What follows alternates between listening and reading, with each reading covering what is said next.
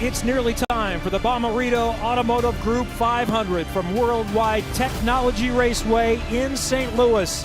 Thank you for joining us this evening. Kevin Lee, Townsend Bell, James Hinchcliffe, Dylan Welch, and Georgia Henneberry. Drivers are strapped in. The atmosphere has been strong this weekend. The enthusiasm is high. We've got go-kart racing in the backdrop. And ready to finish the season with 4 of 5 on ovals, starting tonight from the 1.25-mile challenge at Gateway. It's time for the command. Are you ready? It's time to give the command for the Bommarito Automotive Group 500. Please welcome the president of Bommarito Automotive Group, John Bommarito.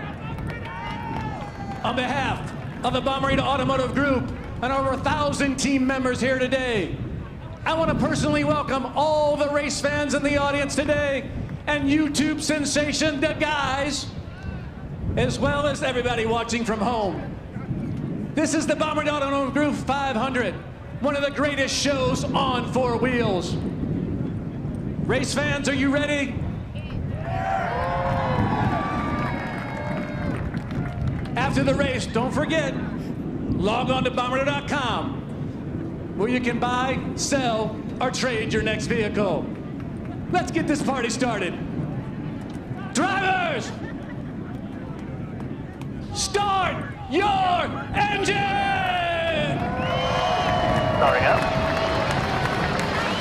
Always one of the best uses of the time allotted to him every season, and John Bommarito deserves it because his group works hard to make this race successful.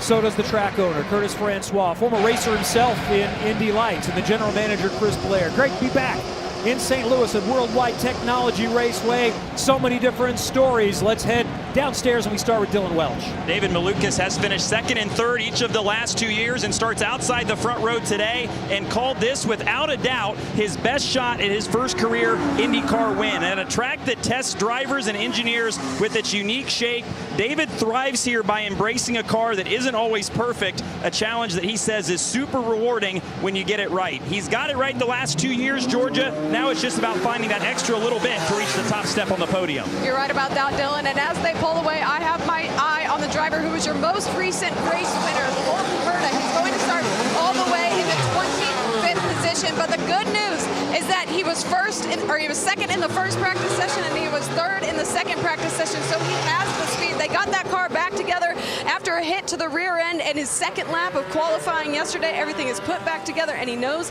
that he has the speed. So if he wants to stay in championship contention, he has to work his way through the field right here at World Wide Technology Raceway. Down to it looked like Colton Herta might be able to flirt with the pole, certainly starting in the first couple of rows, but it all went wrong on the 2nd lap. Yeah, 2nd lap of qualifying. Colton Herta sending it into turn 1. Onboard here, back steps out. He corrects, lays into the throttle. Luckily, he got away with just rear attenuator damage, which was a miracle, frankly, but Georgia is right. This 26 Gainbridge car is going to be one to watch. We got an onboard camera with Colton Herta.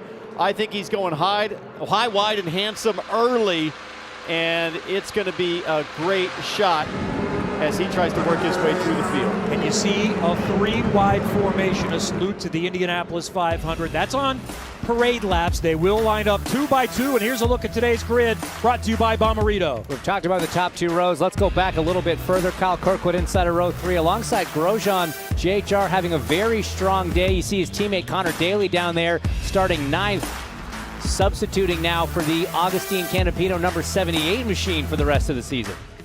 Looking all the way back into the next group, thinking about the drivers that are in row 6, specifically Rinus VK and Felix Rosenquist. Rosenquist qualified 2nd, but had that 9-position grid penalty to take him all the way back to the 11th spot, so he'll be a little frustrated trying to make up ground that he rightfully earned before the engine penalty. Those championship contenders of Chip Ganassi Racing, Palou and Dixon further down as we head towards the back of the field. Of course, Ed Carpenter back as we're back on the oval racetracks, and a tough day qualifying-wise for the RLL crew. You see Lundgaard down there in the inside of row 12, 23rd position. Colton Herta just behind him. Going to be a long day from there. Honda presents our track preview. It's an oval. It's not the same. Each end is a little bit different, but Honda tells us what to look for. And Townsend, there are some unique aspects of conquering this place. Yeah, this place is truly unique. Turns 1 and 2, a completely different radius banking than what you see down in 3 and 4. Turns 1 and 2 right here, super tight. You want to come in sort of late turn in, late apex, and try to unwind the wheel and square things off. And you've got a 2-stage pit exit here. That's the second stage where those 2 shell cones are. 80 miles an hour on the apron, 45 down pit lane.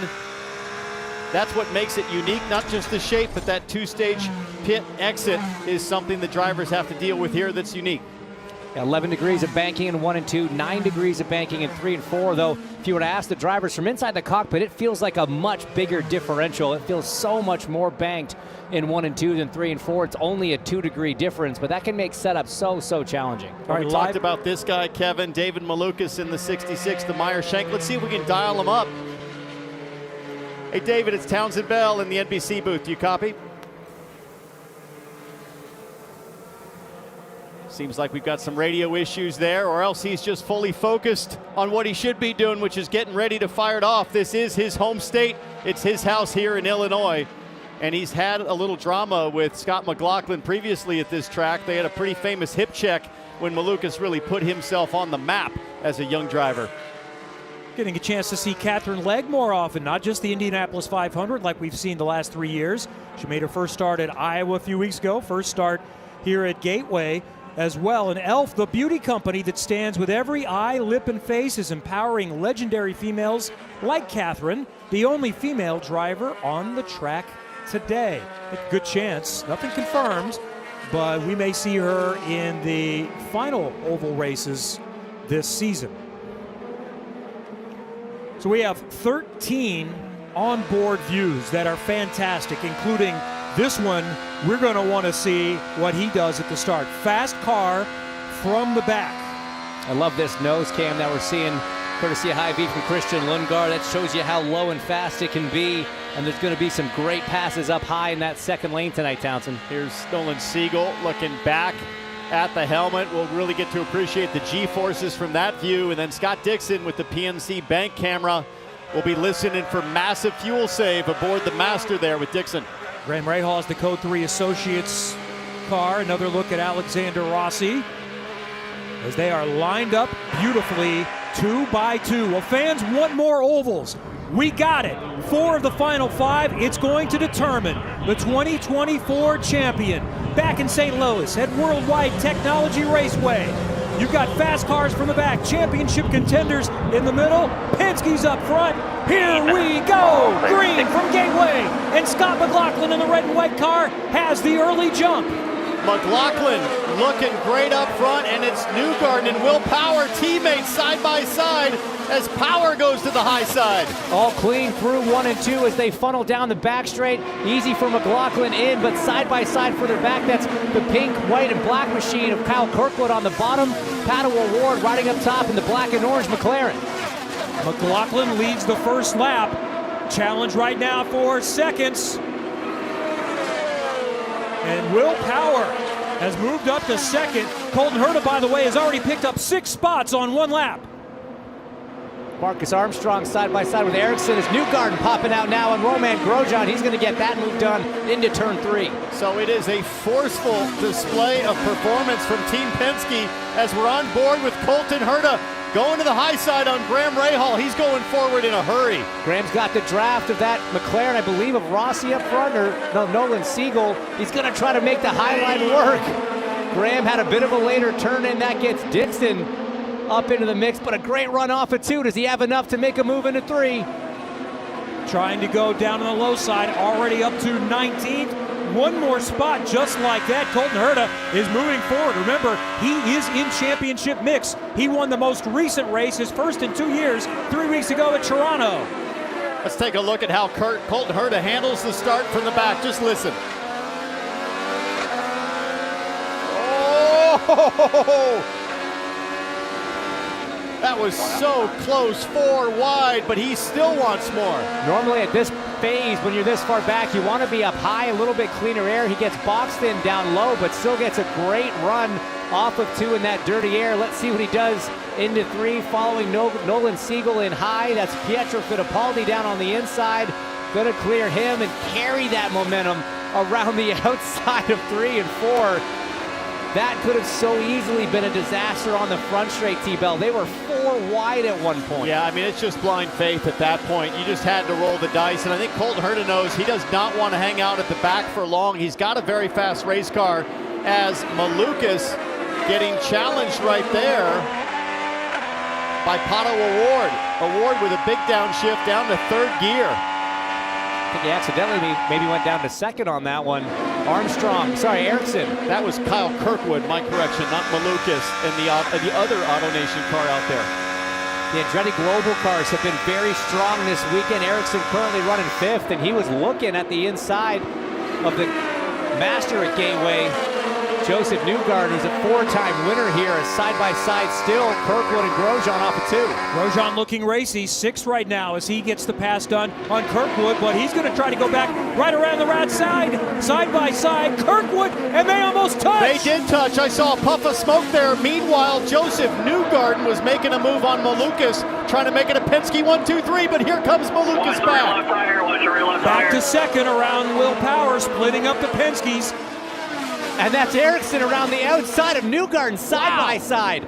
Absolutely nothing between them. Great move from Erickson. Newgarden kind of balked on the inside there on that low lane, and the caution is out. Turn 2. Catherine Legg and Ed Carpenter. Rear wing damage to the number 20 of Ed Carpenter.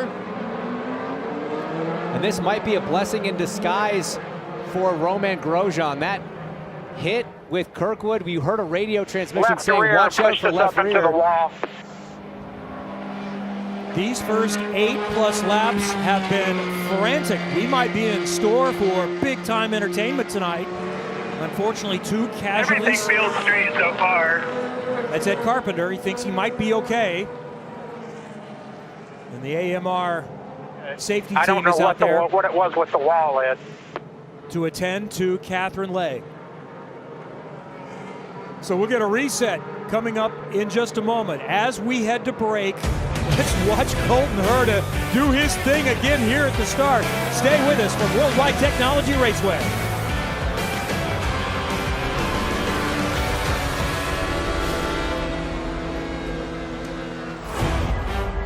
You're watching NBC Sports coverage of IndyCar, brought to you by Bommarito Automotive Group. For all your automotive needs, visit bommarito.com. Hy-Vee, this racing season, help Hy-Vee reach their goal of 100 million meals by visiting Hy-Vee.com. And by NTT, official sponsor and technology partner of the NTT INDYCAR Series. Under caution at World Wide Technology Raceway, the Bommarito Automotive Group 500, Catherine Legg and Ed Carpenter came together. Carpenter rolling through pit lane. He said the car's okay. Here's what happened. Not sure what led up to this, James, but it looked like Ed thought he was clear of Catherine, maybe making a pass to the outside, I'm not sure, but somehow the 51 and the 20 get together, front right corner to left rear as Ed comes to pit lane. He did have rear wing damage, but then this got close. Look at Scott Dixon low. Whoa. The men and women on pit lane, they are some of the bravest people in motorsports, standing there as a 3-wide action in a 2-lane racetrack. Dixon having to do the right thing, get out of the gas, fall in behind the other 2 cars. So 19th on back came in to top off. Linus Lundqvist, the highest runner there, included Scott Dixon, Alexander Rossi, and Grant Rahal. Going back to green again, it's still McLaughlin, then David Malukas, Will Power, Marcus Ericsson, who's moving up the 4th, and Josef Newgarden, 3 wide a little further back. I think that was Kyle Kirkwood in the middle of that 3-wide, smartly got out of it. That rarely works out for the guy in the middle, but Colton Herta on the charge as well, as side by side Kirkwood, and is that Marcus Armstrong off of 2.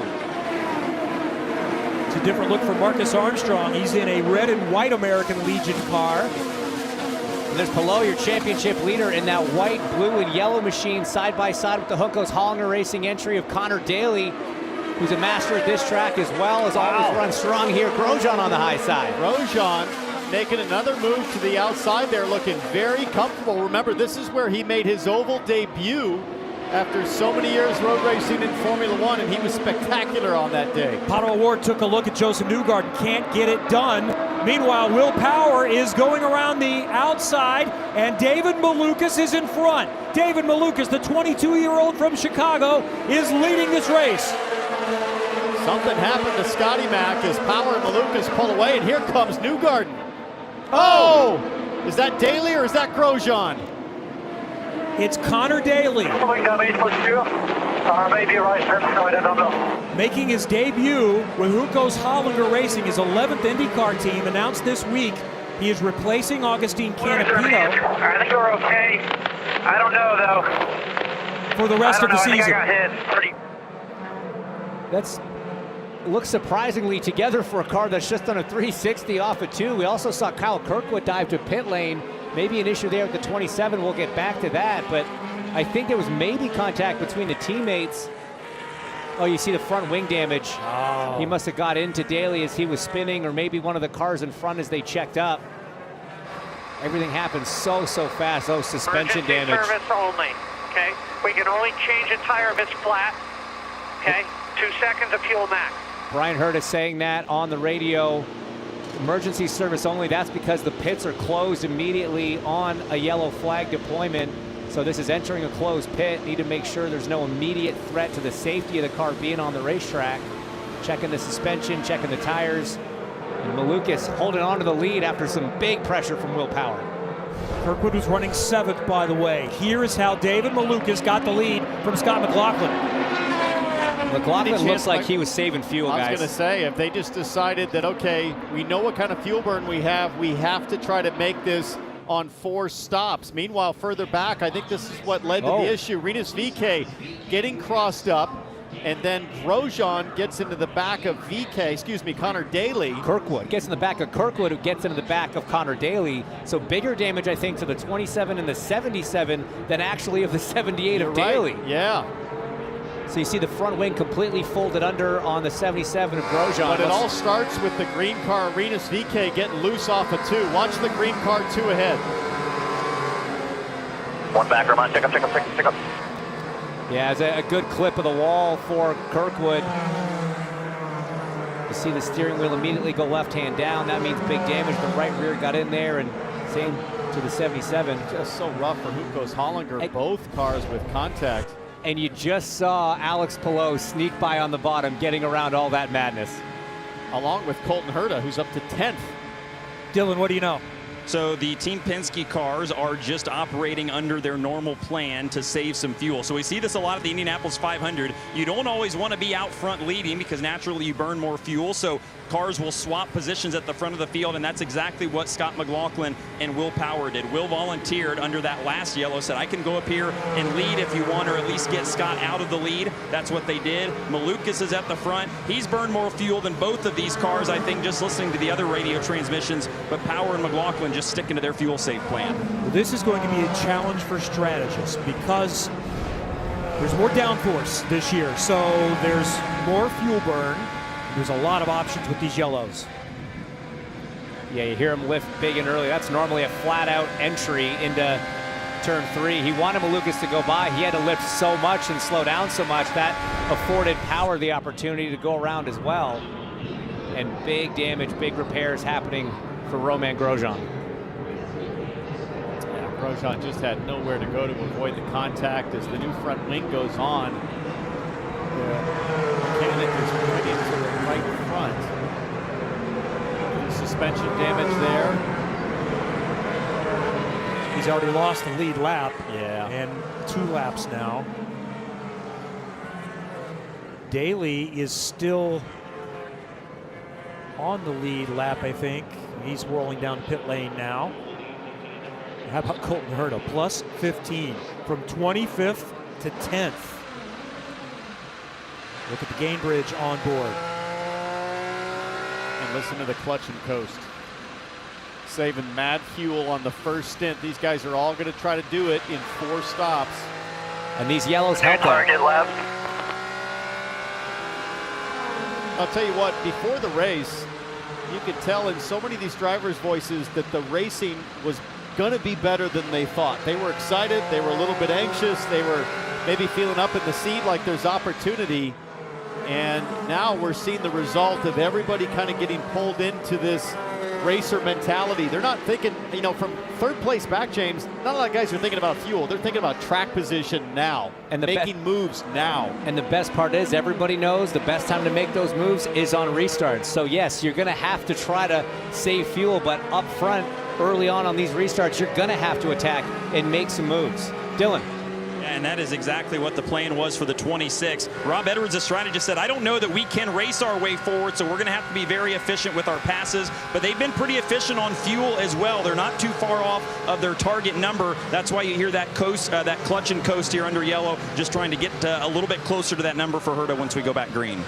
Verizon Frontline is the advanced network and technology for first responders. That's why Verizon recognized the service and bravery of local first responders with an honorary first lap with members of police departments and supporting agencies from Bond County, Breckenridge Hills, Cottleville, Ellisville, Kirkwood, Murrayville, Woodson, New Athens, St. Charles, St. Louis County, and more. Please join Verizon Frontline in thanking all first responders for all that they do.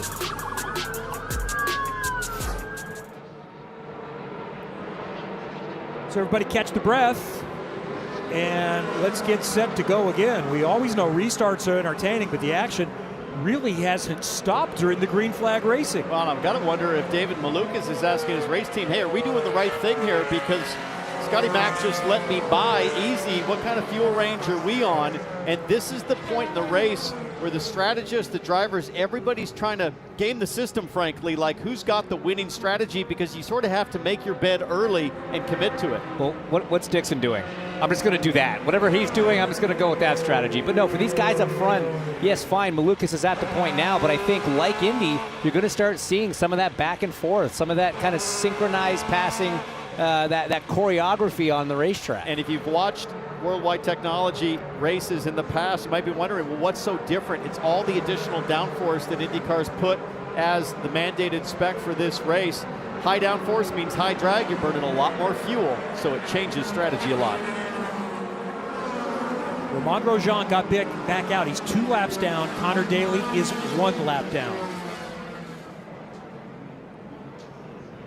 See the pace car pulling off. Looks like we're set to go racing again. And like I said, everybody knows this is the time to do it.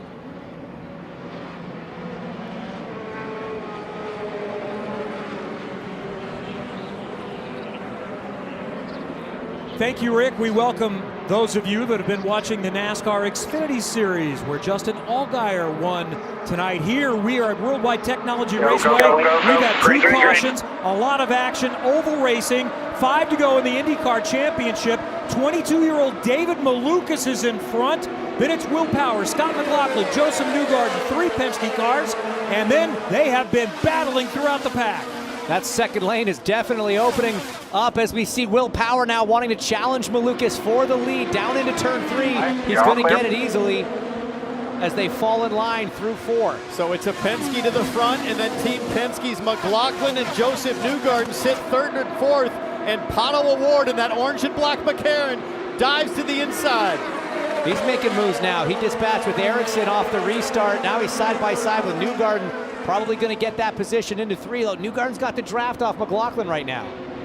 Yeah, that gave him just enough of a pull to stay in front of the number 5. And look at Josef hanging it outside there. That's exactly what we want to see at this early stage of the race. Track temp starting to come down. We started this race at 115 on the track temp, down to 111. This track's just going to keep getting racier and racier as this night goes on. So we're right on board with Pato O'Ward. He gets clean air to the low side, and now you can appreciate that higher downforce package creates a bigger hole for Pato O'Ward to suck up in. But at this point, James, he's saying, I need to save fuel. I'm not going to press for track position. I'm going to save gas, hit my number, and try to make the fuel window we need to do this on 4 stops. After a restart like that, the teams will give the drivers a lap or 2 to sort of sort it out, go full attack mode, try to make up what you can, and then it's immediately falling back to a fuel number. You can do that as a driver by switching the engine map on the steering wheel. You can kind of lean the engine out, save a bit of fuel, and then of course, the most powerful fuel-saving tool that the drivers have at their disposal is their right foot. Big lifts and early lifts into 1 and 2, same in 3 and 4, is going to save you a ton of shell fuel, which is the name of the game at this early stage of the race. Will Power comes into this event second in the championship, 49 points back. But two of the contenders from Chip Ganassi Racing started 9 spots further back than where they qualified. So Alex Palou started 16th. He's been able to pick up some ground, running 9th right now.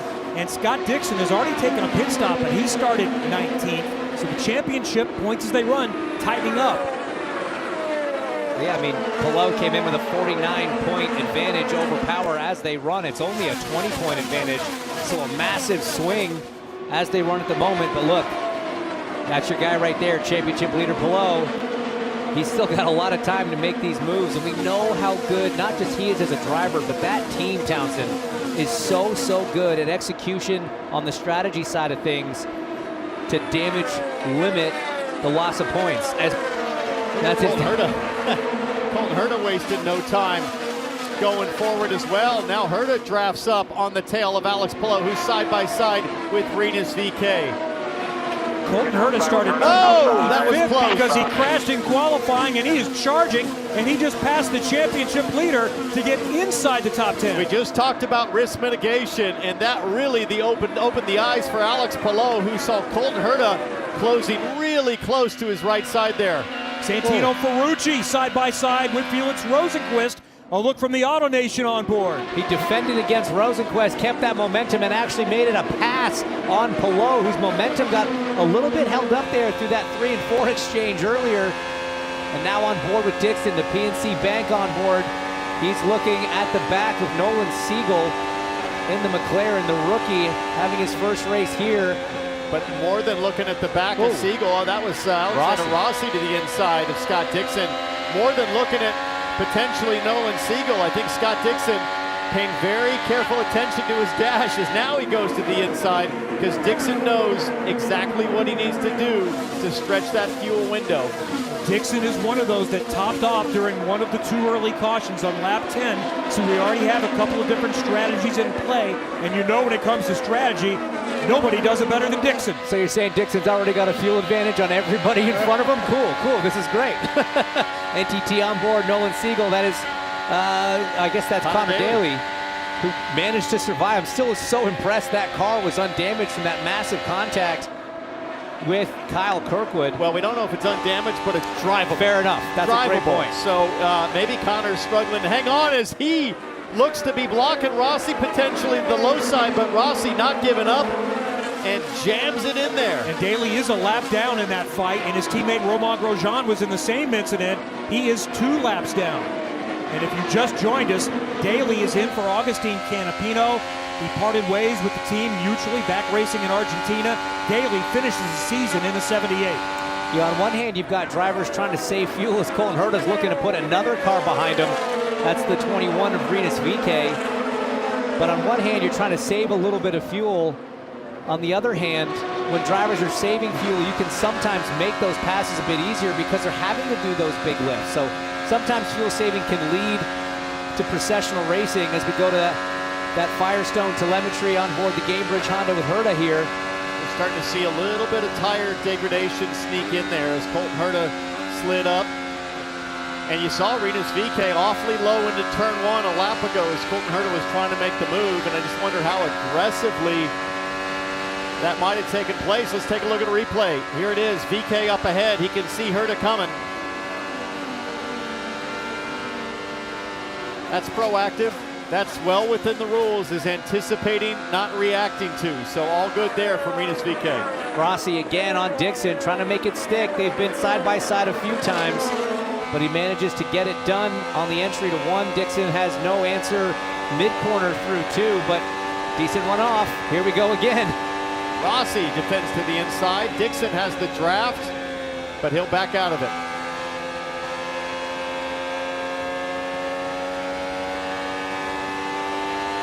I I don't think this is what was forecast by many. That's why we watch. You never know in sport what you're going to see. Well, trust the drivers, Kevin. They knew.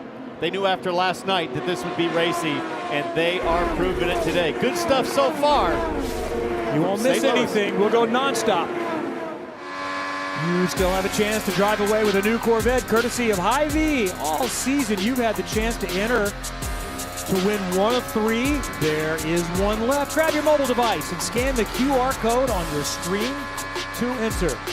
Well, we've had a development with one of the championship contenders here at World Wide Technology Raceway outside St. Louis, Pato O'Ward, who came in 5th in the championship. Not an awesome shot, but with his success on the remaining tracks, very much still in play, but he has a mechanical. Yep, copy, grade 12, stock. And he thinks it's an engine. Yeah, it sounds off. The driver can hear it, can feel it from inside the cockpit. The team can see it on the telemetry as well. Did a good job to hang on to it. You see the sparks coming out of the back of the car. Never a good sign. This metal is on metal inside there as they take Pato O'Ward. I'm a little surprised that Pato O'Ward is still in the car. Can't imagine that that's a fixable situation, but they'll give it everything to try to get him back out there if at all possible. Meanwhile, the pace stable now at about a mid-27 lap time, James, but this is a full 10 miles an hour down from qualifying pace as everybody settles in to what they think is the right fuel burn. We've had 15 laps of caution, but I think, Kevin, you're going to want to get to probably lap 60 before you consider stopping if you're one of the top 11 cars that hasn't made its way to the first to pit lane yet. I think you always want to go as long as you can, because the advantage is if you have not made your stop, others have, and a yellow comes out, you certainly pick up a huge advantage. That's why Scott Dixon won by 22 seconds last year. One of the reasons. Well, that's the NTT prediction for the next stop. Again, for those top 11 drivers, lap 57 to 65. Our pit stop window prediction is powered by NTT. So 4 stopper, it averages out to 52. We got a lot of caution so far. And James, historically, pit stops here are more determined on tire degradation than fuel, like we saw at Iowa. But this year, Firestone's brought a harder tire. They're lasting longer. The degradation, not nearly as much of an issue. Yeah, it really has kind of changed the complexity of this race on top of the more downforce and the added weight of the hybrid. As we look at our pole sitter, and Dylan knows more about what's happening with the 3. Yeah, he runs in the 3rd spot right now, and a few laps ago, as they try to navigate this fuel save, this was the radio from Kyle Moyer to his driver. If you think the front tires could take it, let's go ahead and close the gap a little bit. I think we get better fuel mileage a little closer up there. So he didn't close on him. In fact, he's lost a little bit of ground, and Moyer just came on the radio a little bit ago and told him to change his fuel map setting on the steering wheel and then do a bigger lift off the throttle in 1 and 2. So wasn't able to close on Malukas, but still trying to do their own fuel save as they run kind of by themselves in that 3rd spot. You know, lap times, like you were saying, T-Bell, mid-27s, well off of qualifying, but only about a second off the fastest lap of the race so far, turn near the beginning. David Malukas holding that title right now. But interesting to hear that maybe tire deg is more of a thing than we thought it was after practice. Track temp 109, the sun still shining brightly all the way around this track, but should get a little easier as things start to set sunwise off into the west by the arch. As Josef Newgarden in the PPG car seems pretty comfortable, and I think right now, Kev, as you approach your first pit stop, right before you pit, I think you're going to want to close up if you can and try to take away any green flag gap that is possible, because the overlap during green flag, I mean, you can go from, with one bad pit stop or a little mistake on the apron, you can go from 4th to 10th quite easily, depending on how your competition's pushing it. Josef Newgarden has won 4 times here. He, Will Power, and Scott Dixon are the only previous winners that are entered here this year. And for Newgarden, he doesn't really have to think about championship. That is out of play. He is 8th, 145 back. It's about wins for the back-to-back Indianapolis 500 winner. Josef's so smart in these races. He knows exactly what he needs out of his race car at this stage of the race. He knows exactly what he needs to execute when it's time to push and attack. So you definitely cannot count him out, just sort of cruising right now in fourth. Rinus VeeKay, the first to blink, making his first stop from 7th, I believe, the 21 crew, ECR. And remember, he led to the second caution. His big wiggle caused chaos behind him, and he has survived, and he has moved forward in really good shape. And you talk about the big wiggle, you saw the left front tire changer take several turns of front wing out of Rinus VeeKay's car. This is Pietro Fittipaldi.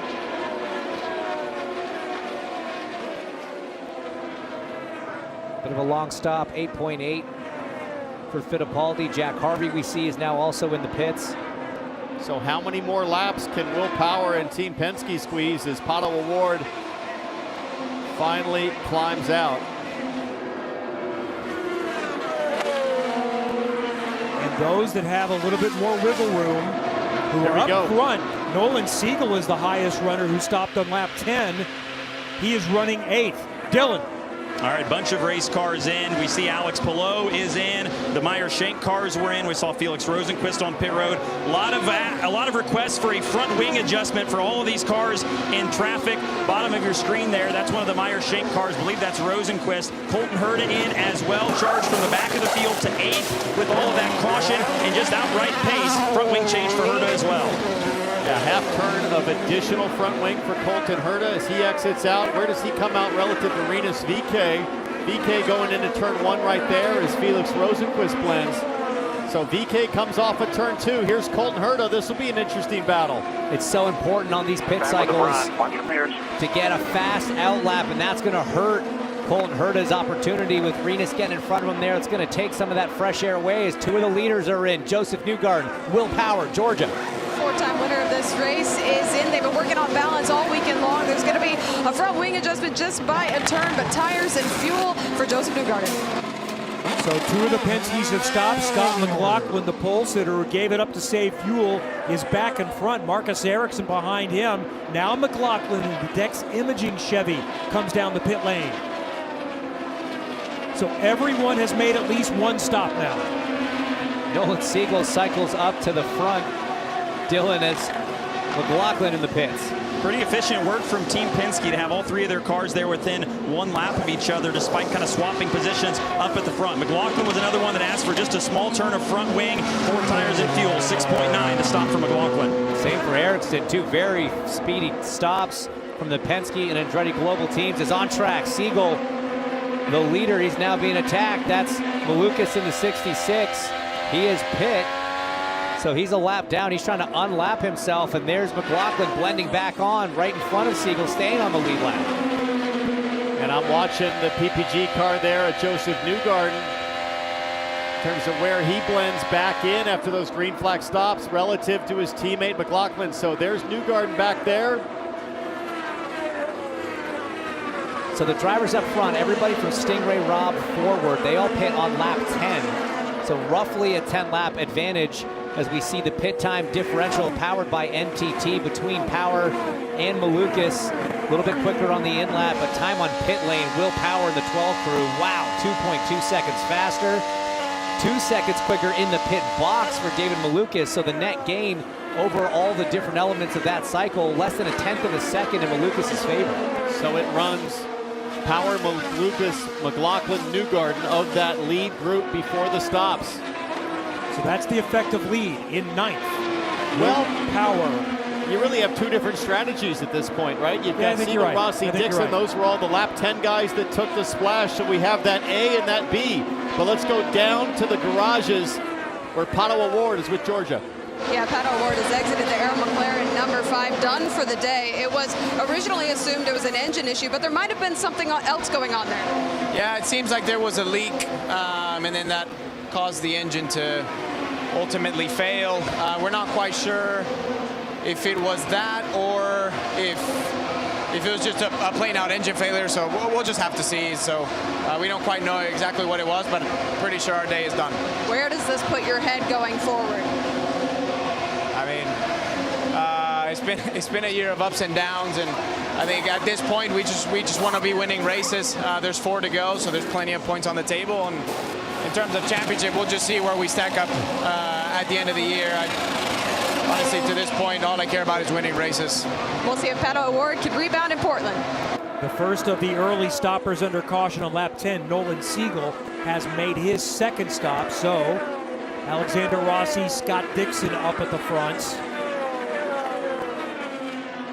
And then the other strategy is led by Will Power, David Malukas, and Scott McLaughlin. And great learning right now for Linus Lundqvist and Kiffin Simpson, the 2 rookies that run 3rd and 4th. They're learning that fuel safe strategy on the oval and trailing the master Dixon, who's now on pit lane.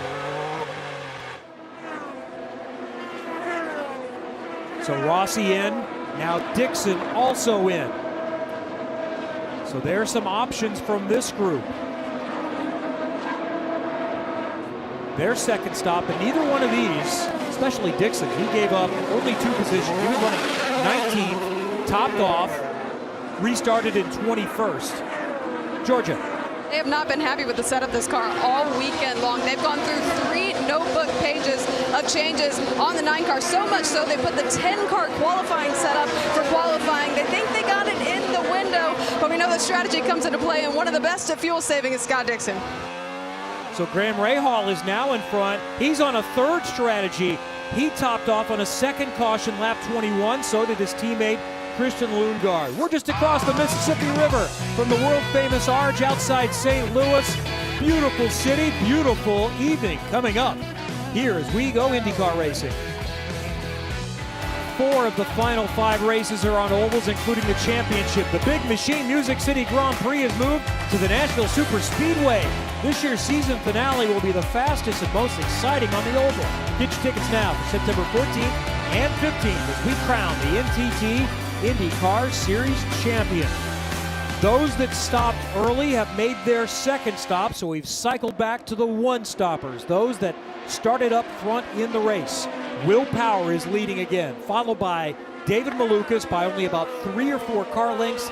Then the pole sitter a couple of seconds back, and Scott McLaughlin, his teammate Josef Newgarden, and Marcus Ericsson, an Indianapolis 500 winner, runs in 5th. You can see those 2 different strategies powered by NTT. Strategy A, guys that stretched it on the first stint. Strategy B, those are the drivers, Rossi, Dixon, and Siegel, that topped up around lap 10. A little too early to start guessing how that's going to play out, but James, we talked about it earlier. On these tracks, you want to stay out as long as possible. Right now, that Rossi, Dixon, Siegel, they've got a little more fuel on the same lead lap. Marcus Ericsson is the best running Andretti car right now in 5th and on this lead strategy and having a really good day. This was the radio between him and his strategist Eric Bretzman just a minute ago about their fuel safe situation. Yeah, let's just keep working on lap time. It takes fuel 88 to do what we need to do, but we should make up the gap now. So the thing to keep in mind with some of these cars that started in the mid-pack and kind of run in the mid-pack right now, and this is something that Eric said to me earlier, he said we can't control the pace from where we're starting or even where we run right now, so we just have to do what everybody else does, but just do it a little bit better. So if you can save a lap or 2 on fuel, whether it's under yellow or under green, that may pay dividends by the time we make 3 more stops and maybe have a few more yellows in there as well. Yeah, all the cars in the top 5 are sort of flirting within the same 1/10 of a second, 27.1 to 27.2. That's the window that they're operating in. That seems to be the pace that you can get and still make that number. We'll know a lot if it stays green when the next pit stops happen. That'll really help us understand what true fuel range is in race conditions, and then we can start working backwards from the end of the race as Alex Palou continues to circulate comfortably in 9th, but that championship lead as they run right now, Kevin, would be down to just 18 points over Will Power. Well, we have seen Alex Palou over the years dodge adversity, and he's had a couple of more close calls here in this one. Just in Toronto 3 weeks ago, he was almost collected in that big crash. Tight on pit lane there. He was right behind the crash with Connor Daly and Kyle Kirkwood and Romain Grosjean. So on track, in pit lane, everywhere, there seems to be an invisible magnet on the 10 car bringing disaster potentially towards him. And that's the thing you've got to remember here. in St. Louis is really two racetracks. There's the apron racetrack, which is completely different than the main racetrack, but equally as important as they come to pit lane under green flag conditions is Barry Wanzer, who's called so many great strategies to get Alex Palou to victory lane. Watches on, and these guys aren't watching the racetrack. They won't be for some time. It's all about fuel burn right now. Different look for Palou this weekend, more of a yellow and black with International Relief Organization Samaritan's Purse. Let's hear some of the strategy for the 10 team. Everybody's going to settle down again here after that exchange. How's everyone feeling? Yeah, currently P9. We just need a little bit better mileage. What would they get? 23.5. And the caution is out. That is Kiffin Simpson. Big hit. Exit of 4. This looks a lot like the damage to Colton Herta's car from qualifying, where maybe just the attenuator and rear wing. See a big tire mark across the wall there, across that IndyCar Series logo, which makes you think maybe that left rear hit left hard. rear got in there. Yeah, it's not pointed straight anymore.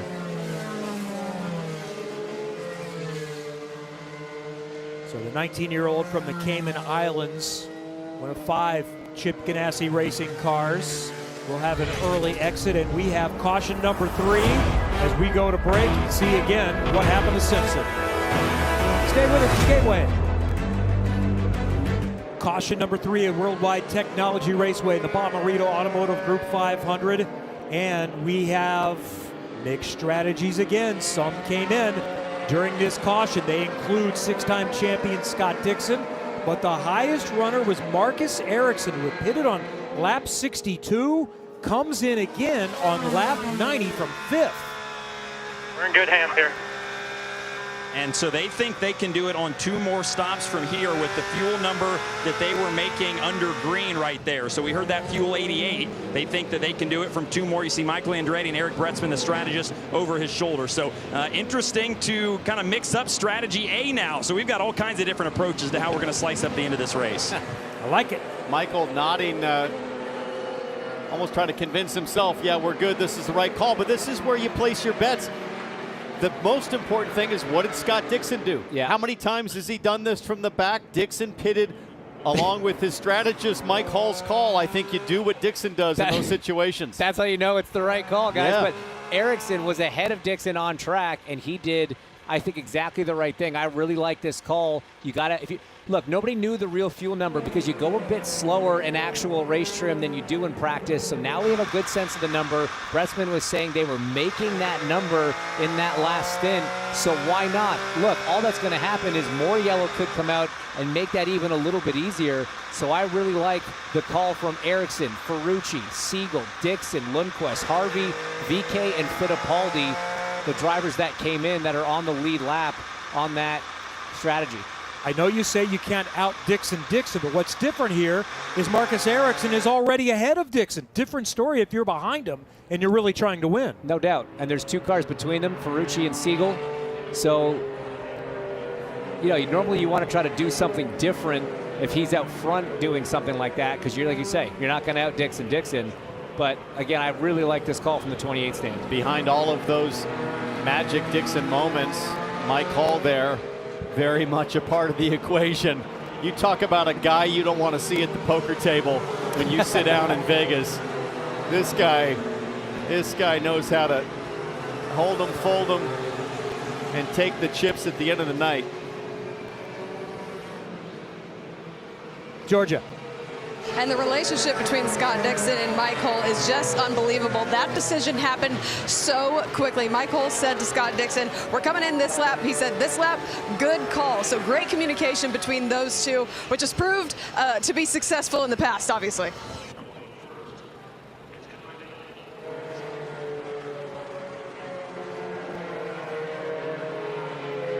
They swept during this caution, it looked like, the high line, so spotters will be telling drivers that, so expect some aggression. Let's see what we caught from the Kiffin-Simpson incident that led to this 3rd caution.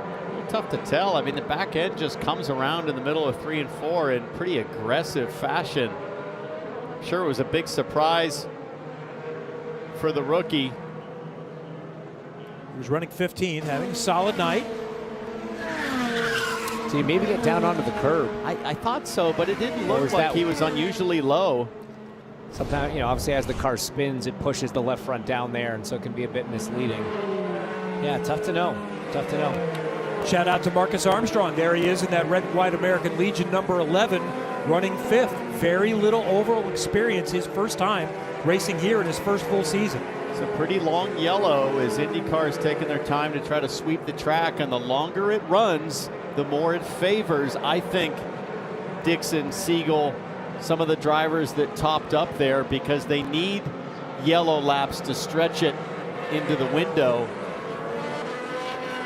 But Marcus Armstrong, who's having a really nice run in that unique Be The One livery. I don't think we've seen that one before this year. Certainly we've seen American Legion and Be The One in blue and white fashion, but I like mixing it up with the red there. And Linus Lundqvist still has the blue and white version, so 2 Ganassi cars. And one of the things that Chip Ganassi Racing doing is trying to help veterans through their toughest times, creating an outlet for vets to be the one to ask, listen, and reach out for help. Learn more at www.betheone.org. Chip Ganassi Racing has been training their employees and anyone that's interested to provide help when they can. All right, let's get ready to go here again pretty soon. Pace car's off.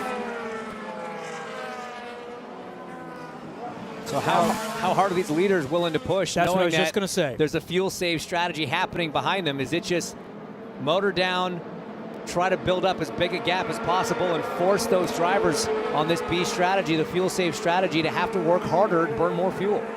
Top 4 will somewhat be Penske drivers next year. David Malukas is headed to AJ Foyt Racing with a Penske relationship. The other 3 are Penske drivers this year. Let's go again.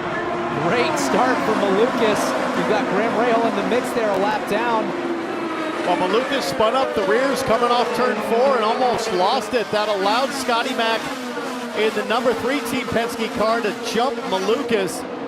And here's Newgarden going side by side, gets around Graham Rahal. The black and yellow Gainbridge car is still moving forward. Colton Herta is up to 7th. Championship leader Alex Palou is right in front of him in 6th. He started back in 16th. But now Herta going to be under pressure. He's got to defend against the Meyer Shank machine. You see Rossi having to go defensive from Stingray Robb as well. There's Ericsson. You keep an eye on Ericsson. He's the one with fresh tires. First one in line with the fresh Firestones. And let's see what kind of progress he can make. Fresh tires, but a long way to go on fuel if they're going to try to do it on 2 more stops. This battle is intense with Rosenqvist outside of Herta and the advantage down the front straight. On board here with Herta.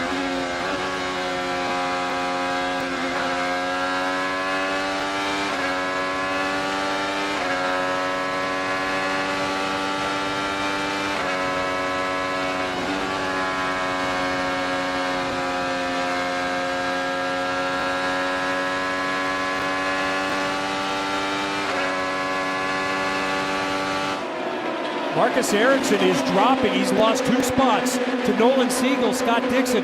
Is this by design because he's got to reach a fuel number, or is something going to miss? I think if we listen, it'll tell us more as he breathed it here into turn 3. Yes. Yeah, but Dixon and Siegel are on the same strategy. They both pit along with him. It seems unlikely you'd want to give up the track position to the other drivers on your strategy when you could try to save fuel at the front of that line. Not sure. Well, Ericsson going around Dixon to the high side. Bold move. He ain't saving anything. There must have been a mistake, maybe a botched pass attempt. He's got one of those places back now. Siegel, the lead driver on that alternate strategy. Ericsson trying to get that position back. This group thinks they can do it with 2 more stops. Those in front are likely going to need 3. Ericsson trying the high side, not that time. But he's going to cut back low and have great drive off of turn 2. He'll be clear before they even get to the exit. I talked to him this morning, and he said that his car was great in traffic. Him and spotter Bob Perona very excited. Siegel trying to give it back to Ericsson side by side in 3 and 4, James. Had to cut you off because that was close. And that's going to check up Siegel. Now Dixon's got to look on the outside into one. That was a teenager trying to take it to an Indy 500 winner there. Siegel is going to give it up, but he is going to school and learning tonight, now fighting with a 6-time champ. Dixon will win that battle. Ericsson just looks so comfortable up top right now, guys. He's using those fresh Firestones to great effect. The track would have been swept clean during that caution. The drivers know that. And the struggle right now, Kevin, that I'm having up here in the booth is normally we have a pretty good sense of what a full stint is. Nobody's done a full stint yet because of the cautions. The teams know. They know the fuel they're burning per lap. The strategists are calculating. Here we go and again. Ericsson is calculating each pass as he moves around Stingray Rob. Nice Into the move top there. 10 now. That's going to be a nice little buffer here. 3 back. Got to get the fuel number. Fuel 78 here. That was Bob Perona first speaking, the spotter, and then immediately the strategist, Ben Bretzman, jumping in saying, yeah, that's cool and all, but we have a fuel number to hit. Let's hit it. Let's call him Buzzkill. He's taking the fun away. It's like a family vacation, right? One parent's having a blast, throwing money at it. The other one's saying, up, got to be respectful of the budget. The PNC on board with Scott Dixon. Championship contender. We're trying to get you to do. In 12th, getting instructions from Mike Hall. He's getting information from Mike Hall. It's just telling him that Ericsson's got to hit the same number that we do. So he knows that Ericsson can't just run off into the distance here. So while he is definitely wanting to get around Stingray Rob, who right now is about 19 laps to the good on fuel compared to Dixon, you know, he's look at his Firestone telemetry to see how he's making that savings work. Last year, Dixon did 2 fewer stops than all of the other front runners and won by 22 seconds. He almost lapped the field. There were only 2 more on the lead lap, and they were right in front of him.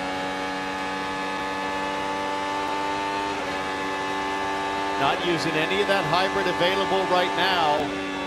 He's just riding and respecting the numbers he gets from Mike Hall.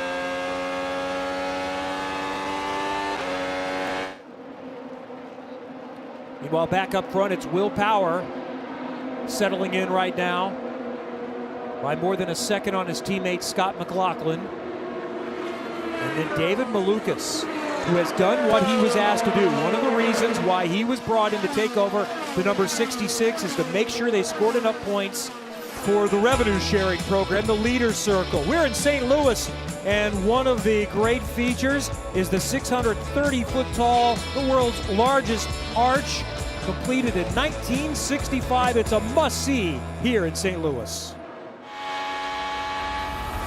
You're watching USA's coverage of IndyCar, brought to you by Firestone Tires for redefining limits. Genesis, customer experience for the age of AI. And by Hy-Vee. This racing season, help Hy-Vee reach their goal of 100 million meals by visiting Hy-Vee.com. Will Power has led 75 of the 115 laps here at World Wide Technology Raceway. His teammate, the pole sitter Scott McLaughlin, runs in second now. He's led 16. David Malukas runs third. He's led 11. We have a couple of different strategies in play. The top 9 are likely going to need 3 more stops and maybe stopping soon. From back to Marcus Ericsson, some of those 10th and beyond, like Scott Dixon, they are trying to get it done in 2 more stops. Here is a stop coming for David Malukas, and he's going to come into the view of Dylan Welch. Yeah, and so a couple things to watch here for Malukas. They've been having clutch issues. They told him don't clutch and coast to save fuel, so that obviously presents a little bit of a challenge as well. You see Colton Herta back there at the back of the screen making his way down here as well. So when Malukas hits his box as he peels off now, the crew will likely have to push him because they just don't want to burn up that clutch completely. It's been getting hot. They'll change Firestone tires at Shell Race Fuel as well. Here's Colton Herta into the pits. He is the very first pit box at the end of pit road. Just requested some more front wing as they change Firestones and add Shell Fuel as well. More front wing once again for Colton Herta. Here's Josef Newgarden, Georgia. Yeah, Josef Newgarden, to the attention of his crew, they're going to put 4 Firestone tires on it, fill it up with fuel. He said after the first stop, it just started pushing at 3 and 4, so trying to work Josef happy with the 2. Felix Rosenquist, who's been fast, had a grid penalty, started a little further back, but could be a player. Scott McLaughlin again is going longest as Will Power comes down for stop number 2. It's great to see the fuel mileage between the two manufacturers seems to be pretty close. Doesn't seem to be an overwhelming advantage one way or the other. So for them to get it done in 2 more, let's do some quick math here, Townsend. Well, we had a lot of yellow laps on the last stint, but they ran about 58 laps there as Nolan Siegel continues to mix it up. That's with Linus Lundqvist in that blue and white American Legion car. On board here with Newgarden. Just out of the pits on the rookie Lundqvist. And now again, the last to make the second stop is Scott McLaughlin for Team Penske. And he's been battling some handling issues. Said that the car was all over the place. Most recently was battling a loose end condition earlier in this run. Kyle Moyer told him to make a weight jacker adjustment. That seemed to help it just a little bit. They'll change 4 tires here. Don't think they're going to make a wing change. Just let McLaughlin adjust on it in the race car as he's down and away. Alexander Rossi out in front. He has made 2 stops. He is one of those that topped off early on lap 10. So did Stingray Robb. So Ericsson leads one of the strategies. And Newgarden aggressively passing Siegel there as Newgarden comes off turn 2. He's chasing Scotty Mack, but McLaughlin, James, comfortably ahead of Newgarden on that cycle of stops. Here's the thing. This is what you got to remember. For the guys that are trying to do 2 more stops versus 3 more before this last cycle just started, with the dual stage pit limit that we introduced this year, as we see Newgarden going by Dixon, one of those drivers that's saving fuel, that's actually really favored the drivers that are trying to do it in 1 less stop. That second stage of the pit lane speed limiter is now Newgarden dispatches Ericsson, has made the time loss to pit considerably longer than it was last year. Now about 33, 34 seconds of time lost to pit, which means that extra pit stop strategy means you got to make up that 34 seconds on the racetrack. Right now, the drivers that are saving fuel before that pit stop sequence just happened for the Strategy A cars, they were only running a couple tenths of a second faster than the cars saving fuel. So right now, if it were to stay green, it is definitely favoring those drivers like Ericsson and Dixon that came in and tried to stretch it. Colton Herta, not one of those drivers. He's right now in 18th position, technically a lap down. Right now, everybody from Will Power down is a lap down to the leader, Rossi. He'll be pitting a few laps before the Ericsson-Dixon-Siegel strategy car. So a lot of different things playing out here. So those that just stopped should be able to do 2 more. They should. If the ones like Ericsson, Dixon, and Siegel, that's the one that is in question.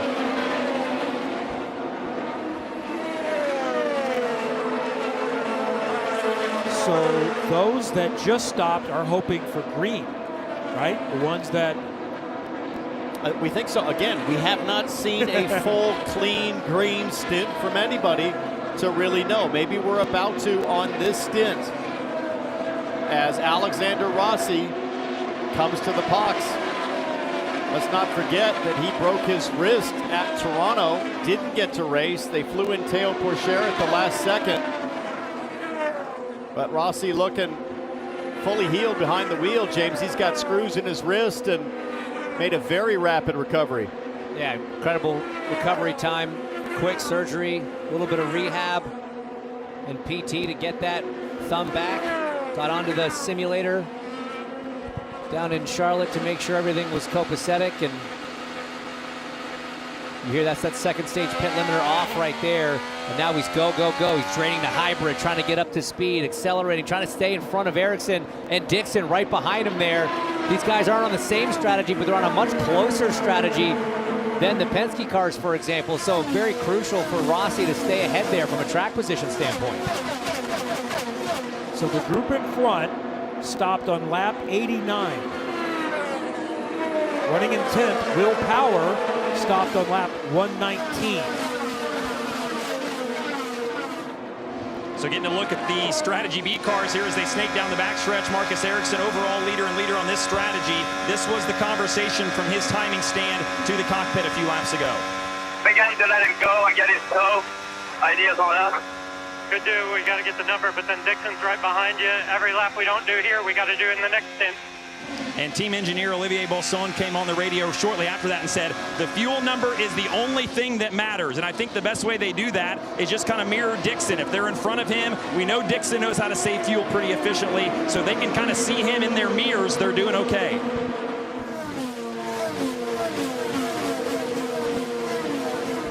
Might get a little read on some fuel strategy here with Graham Rahal soon. 55 laps since he has pitted. Take a look back at the yellow, black, and white car of Colton Herta. Looks to the high side on Alex Palou and then tries to dive in on Marcus Armstrong. Makes it work, but that was close. I'm not sure Armstrong knew he was going to do that, James. No, I mean, Armstrong's spotter would have said one behind in line with you and one on the inside, and then that last-minute decision from Colton to drop down and follow Palou through. There's not enough time to communicate that to the driver, so definitely caught him off guard, but heads-up driving from all to get away with it. It has, but I got to say, been a couple of fairly low percentage attempts by Colton Herta with high percentage outcomes. If you think back to the 4 wide on the start, that move right there, Colton Herta only thinking race win today. He's not points driving. When Alex Palou in front has a gap in the championship, but everyone knows that he wants to be smart. So how much will Herta attack him right now? It's Palou on the attack, getting in front. We are past the midpoint here from World Wide Technology Raceway in St. Louis. All right, boys, let's go. It's going to be a long day to win the race. Let's go. Green, green, green, green. Oh, Kelly's crushed. Still outside. All clear. Keep it off the wall. Ericsson move. Highest part of the track. Unbelievable. Went to the checkered here, buddy. Nice job today. Way to show who's boss. Race winner and IndyCar champion. Yes! I love that. Final road course of the season is coming up next Sunday afternoon. Also here on USA and Peacock from Portland. James Hinchcliffe and Townsend Bell both had their share of excitement there over the years. And Nolan Siegel has been charging. He is trying to attack the 6-time champ for the lead on the same pit cycle. Same strategy right here. Siegel running second. Stingray Robb behind him there. He's been quick. He's third fastest lap of the race. But Stingray is on a different strategy, and he is 1 lap down there trying to get his lap back. Stay behind here. Stay in the gap. Do not lose another spot to Rob behind you.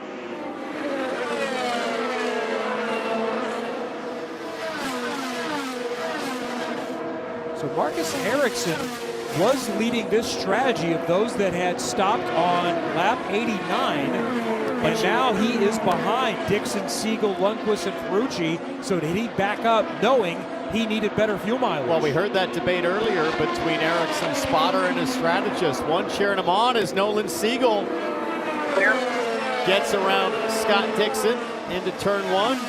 How much of that is Scott Dixon saying, okay, I'll let you tow me around. I know I can get you back when I want to. Okay. All of it. Not to take anything away from Nolan Siegel, who's had a really strong run. And Nolan was telling us on Thursday he felt really good. This is the first time he's ever been back to a track to race where he had tested before in his young IndyCar career. Just look to me, James, like Nolan Siegel's been told, all right, bail on fuel save, just go. We're in a hole right now because if you look back to the Strategy A cars, they are going super fast. Nolan Siegel just went 2 seconds quicker than Scott Dixon on that lap. So I think what we're seeing right now is a team running the numbers and changing it up midstream. Nolan Siegel has already driven with 3 teams in his rookie season. He is a teenager. He won at Le Mans this season. And he has an impressive future in front of him. He's been accepted to Stanford. He's deferred because he's kind of busy right now. Slow for Rinus VeeKay down at a 1 and 2. Newgarden around the outside. Wonder if there was a bit of an issue there. Yeah, diving into pit lane. Coming in. Now, VeeKay's one of those cars that last pitted on lap 89, like Dixon, Siegel, Ferrucci, Ericsson. So maybe we will see Dixon coming soon. Lap 147, Christian Lundgaard comes in behind VK.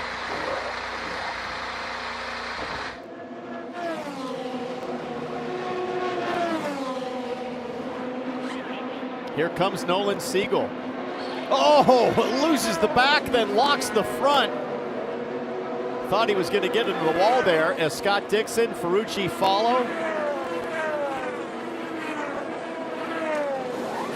So if they were thinking about 112 laps to the end, so you'd have to make crazy good mileage to make that work on one more stop. As Nolan Siegel almost loses the back of his car, leaving the pit box there. And Ferrucci, Dixon side by side. Good job from the AJ Foyt team. Here comes Marcus Ericsson.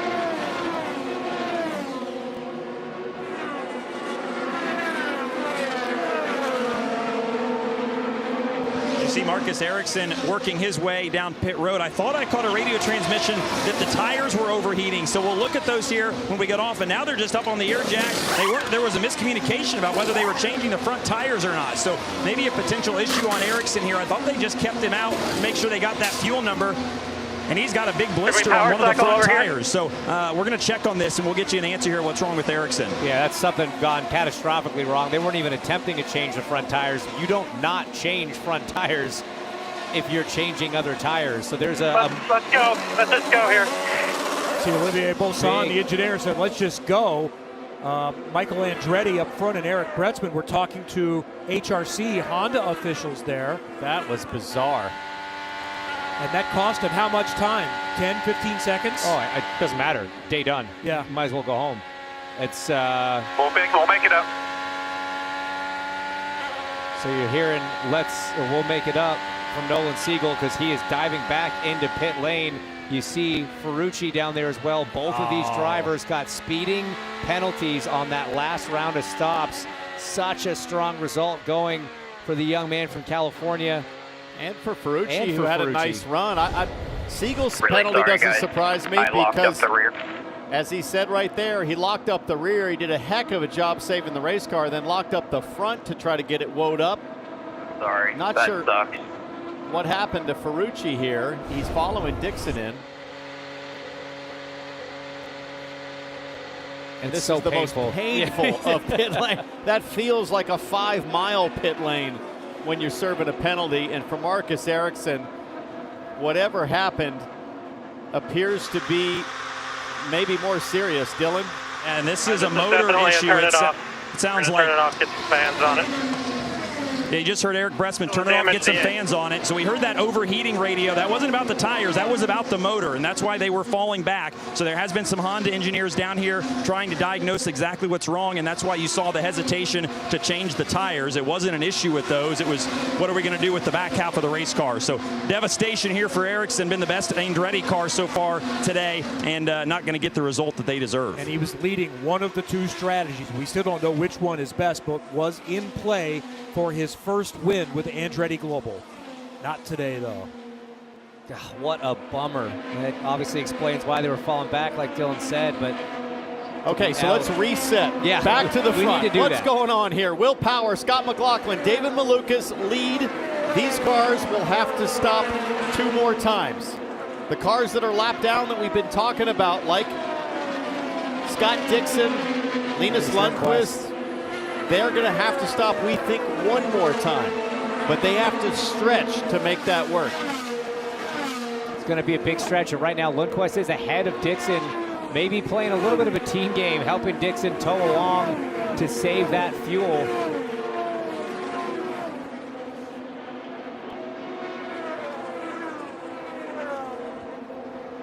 So Scott Dixon needs to average 56 laps in his 2 stints, which seems very doable. Stay tuned. You're watching USA's coverage of IndyCar, brought to you by Elf, the beauty company that stands with every eye, lip, and face. And by eBay Motors. Kevin Lee, Townsend Bell, James Hinchcliffe, Georgia Henneberry, and Dylan Welch at World Wide Technology Raceway, where Will Power leads. Pit stops coming. Graham Rahal coming in, and he may have a mechanical issue. This may be an unscheduled stop for Rahal. Another with a mechanical issue that was a contender for the win, Marcus Ericsson out of the car with Dylan Welch. Yeah, 100 laps to go here, and Ericsson is done after potentially being in position to win this race. How soon did you start to realize there was maybe some sort of issue? Yeah, I just saw the MGU fault came up on my dash, and yeah, we were leading our strategy until then. Obviously don't know how the race will play out, but we were having a really strong day, and it's just painful. You know, the team has done a tremendous job all year, but it's been so many things going against us, and same today. You know, we're having a really good weekend and fighting for a win, and then it just gets taken away from you. It was a big fuel number that you were asked to make, but it seemed like you guys were doing well at it. How confident were you that you were going to be able to make that strategy work? Yeah, it was difficult, but the Honda mileage was really good, and I was hitting the numbers we needed, so we could actually go longer than the guys that were on the same strategy there, the pit stop before, so we were looking good. We were looking really good. Like I said, I don't know what strategy is going to win, but if that strategy is winning, it's even more painful because we had the car and the speed to win that thing. So, yeah, just doesn't want to go our way. Yeah, bummer for sure for Marcus Ericsson. Also saw Graham Rahal come into the pits there and climb out of his number 15 car. David Malukas is stopping.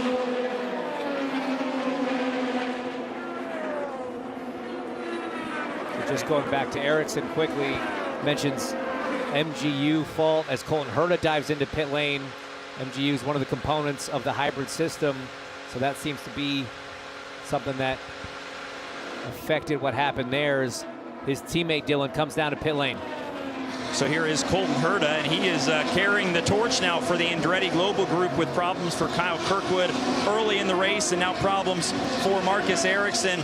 Herta will hit his marks here. Hasn't said a bunch on the radio about the balance of the race car on this run. They'll just change Firestone tires, add shell fuel as well, and then a quick front wing change for Herta.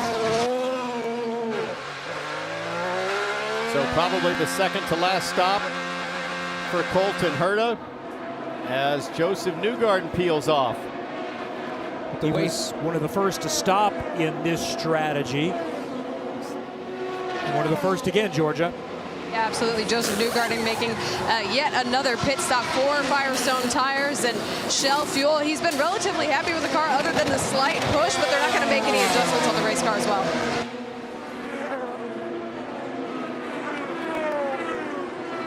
Will Power joining him with all the split strategies. It almost seems like there's pit stops happening every 10 laps somewhere throughout the field. Pit lane very busy. And during this sequence, it'll tell us where is Scott Dixon. Will Power, Team Penske, looking crisp and precise. 7-3 there for Will Power. What does Alex Palou have? 7-4. Two of the best teams on pit lane, consistently going within a tenth of a second of each other. Now Newgarden, fresh rubber, back on track. That's around David Malukas.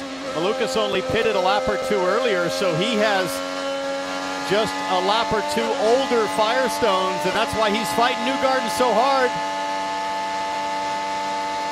Battle for position, and Newgarden wins this fight.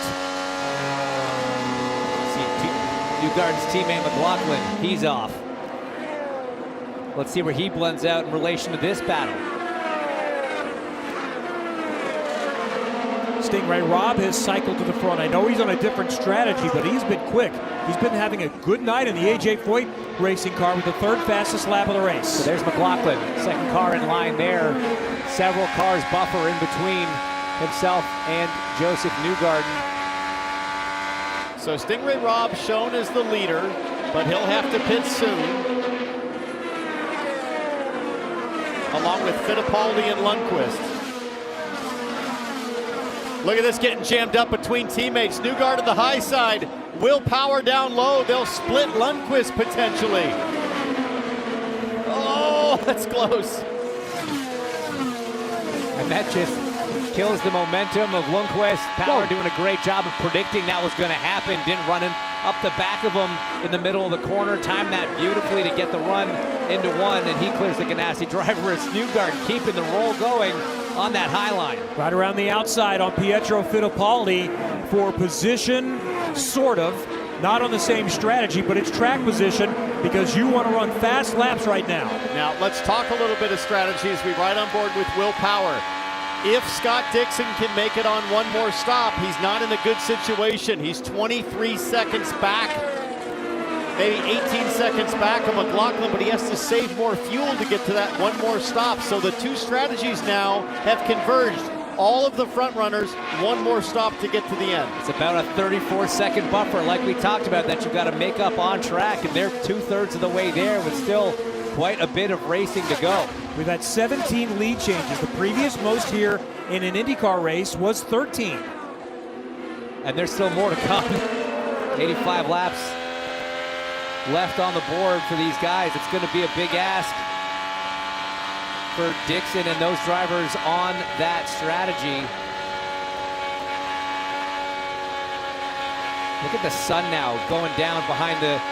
Oh, look at Rinus VeeKay just squirming. That car looks loose.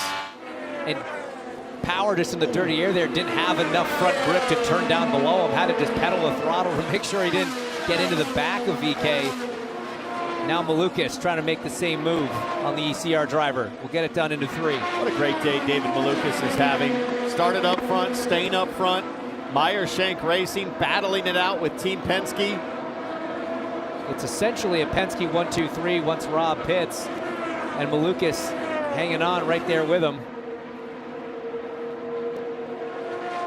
And there's Scott Dixon sitting there behind Christian Lundgaard, second car in line, just trying to save whatever fuel he can.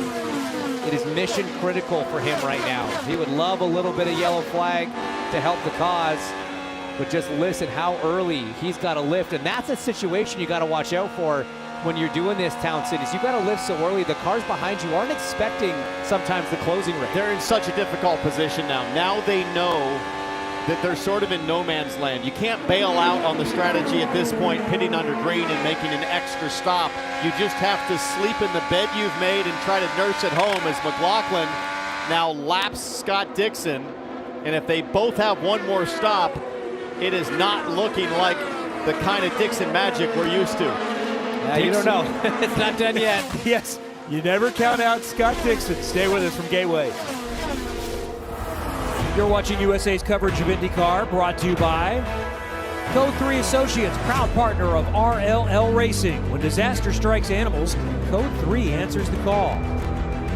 NTT, official sponsor and technology partner of the NTT INDYCAR Series. And by Bommarito Automotive Group. For all your automotive needs, visit Bommarito.com. Thank you for joining us into the evening here on the banks of the Mississippi in Madison, Illinois. Kevin Lee, Townsend Bell, James Hinchcliffe, Dylan Welch, and Georgia Henneberry. 5 to go in the IndyCar Championship. 4 are on ovals, including tonight. Scott McLaughlin started on pole. Said he didn't feel like an IndyCar driver until he had won on an oval. He did that a few weeks ago in Iowa, and he's in front. But Josef Newgarden in that blue and white PPG Team Penske Chevrolet is still lurking in play. And then there's Will Power running in third. It's Penske 1, 2, 3, and David Malukas in fourth, who has done nothing more than finish second and third in his 2 IndyCar starts here and win a pair of Indy Lights races. Really tricky conditions right now for all the drivers, Kevin, because of the angle of the sun in turn 3. You saw it there with Will Power. It's tricky to just tell where you are on the racetrack because the marbles are growing and growing on the track. Right here as you turn into the sun, if you slide up just a little bit too far, it could be game over for any of these leaders right now. And this is our longest green flag run, 91 laps since the third caution of the day. Track temps continuing to fall down to 99 degrees as these two are now racing up front for essentially the race lead.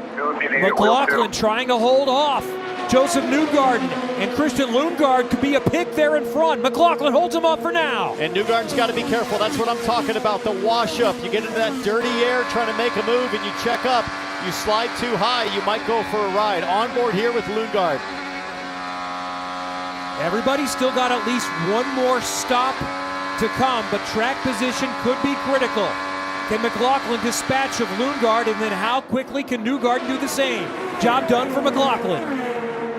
Look at how comfortable Josef Newgarden is, James. Up there, risking it where that light gray margin is. With all of the debris on the racetrack, he is looking fiercely brave right now. Because even Christian Lundgaard was not right on the white line in 3 and 4. He was a few feet off, and Josef's still comfortable to hang it up even higher. Now Will Power's feeling inspired by his teammate. He's like, I'm going to go high too. Now he goes low going into 3. Great stuff. So the Penske's are clear, running 1, 2, 3 again on the track. Malukas needs to get through Lundgaard next. Dylan, what are you hearing on the thirsty threes? Well, let's listen into some radio as they discuss just the final 70 laps of this race and what their approach is. Great job here, great job. Okay, we're playing Josef now.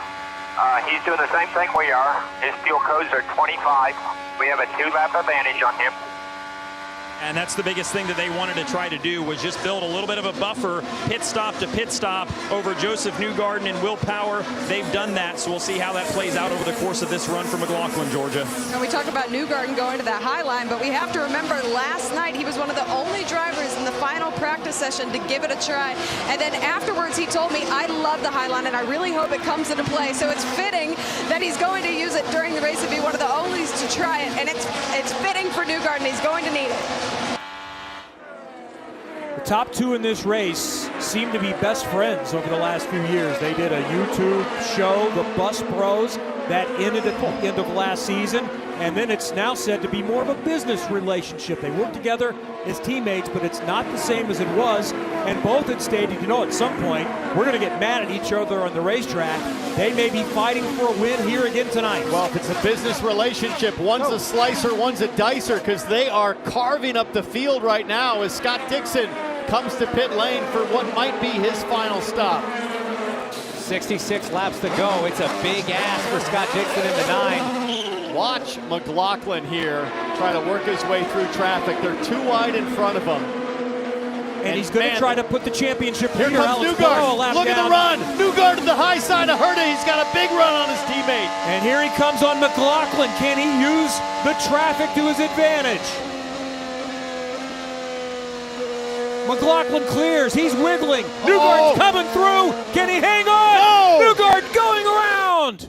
That's what I was talking about. That light gray is so dangerous up high. All clear behind, all clear behind. What a save. He only lost 2 positions, guys. I imagine those are flat spotted tires, though. The yellow came out quickly as it has to on an oval. That was a remarkable save for Newgarden. And that caution keeps Scott Dixon in play. Maybe not for the win, but at least to make it home and get a decent result and stay in the championship. But remember, Dixon had just pit. Yes. I think this helps Dixon. No, it definitely he's helps him. currently 2 laps down. Let's see what happens when he crosses the line, because he was just in the pits. But if he's stuck 2 laps down, this will not help Scott Dixon at all. Just need to make sure once they cross the line and everything cycles through. But yeah, this is we were just talking about how he needed a little bit of help. 66 laps was what the issue was going to be, or the ask was going to be from Dixon. Yeah, you're right. James. Yeah. I think it came just a little too late, that yellow. Because there it is. He's behind Scott McLaughlin on the racetrack. Scott Dixon will cross the line, traps 2 laps down, so he'll get 1 back. Now, do they all pit here under the caution? You have to. We've seen 61 laps on a green flag, I believe, so they should be able to make everything. This potentially puts the leaders in a situation where they've got to save mad fuel if they come to the box right now. Absolutely. I think you have to your point. I think it's too big a risk not to. You see all the sweepers are going to be out. It's not going to be a short yellow, even though we had no contact. There's no car to fetch. There's no debris to pick up. Race control is making the right call here to take the time to sweep the high line, to get rid of all the marbles you're just talking about, Townsend, and make sure that these drivers have all the room to go hard racing on this next restart. And looking down at pit lane out of the window of the booth, I am seeing cars and teams lined up and laid out, ready to accept their race cars, put on that last set of Firestones, fill up that last tank of fuel, and let's see who can outduel one another going for the win. But definitely a raw break for Scott Dixon. Yeah, he needed to be only 1 lap down. Then he would have got a lap back on the wave around. He needed the yellow to be able to make it home on fuel, but he needed the yellow to come after these drivers had made their stop. Correct. That's it. So Josef Newgarden kind of dodges a huge bullet here because they're going to be coming in anyway. He can get those flat-spotted tires off of his car, and a big advantage, obviously, for McLaughlin. This is an interesting part at this racetrack is for McLaughlin. He could jump the apron there. Look at the gap he has on Josef Newgarden because of all the cars that stayed out. Split strategies with Team Penske. Will Power stayed out. 2 Penske's in, 1 Penske out. Now it's down to the race and pit lane. Yeah, it should be pretty easy for McLaughlin to get out ahead of Newgarden because of that apron gap where he passed the pace car. You're allowed to do that. All good for McLaughlin. I think that's David Malukas coming to the box. Or is that Rosenquist? Rosenquist.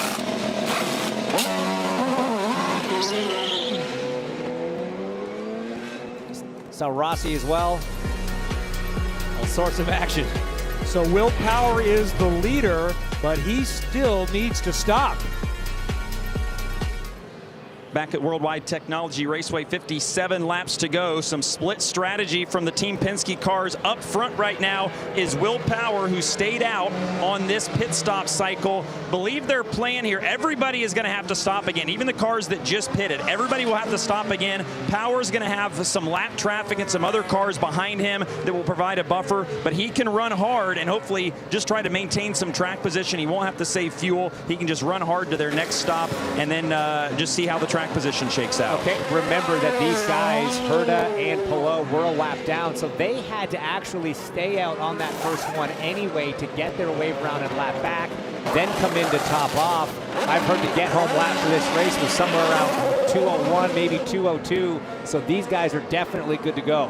Back downstairs to Georgia. Josef Newgarden still follows his teammate Scott McLaughlin, but when he came in for his pit stop, it was 4 Firestone tires and Shell fuel. I asked Tim Cindric, are you guys going to have to save until the end? And he said a resounding, oh yes. So it's going to be a fuel game for the 2 car. Okay, so back to what Power is hoping. He is hoping those that stopped cannot make it, but I think that is the plan, though, for all of those that came in on lap 198.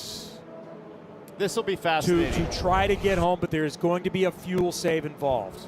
Let's go back and take a look at what happened here with Josef Newgarden. You can see all of the debris and marbles up high at the exit of turn 2, but miraculously, A, kept it off the fence, and B, look at how quickly IndyCar gets to a yellow flag situation to protect Josef Newgarden. And that was the move right there. He had to make an adjustment late in the corner. Back. With Alex Palou slowing down a bit. All clear behind, all clear behind. Go ahead and catch up. Catch up to the pack here. So this is going to be a lot of fun to watch here, guys, because Will Power's got to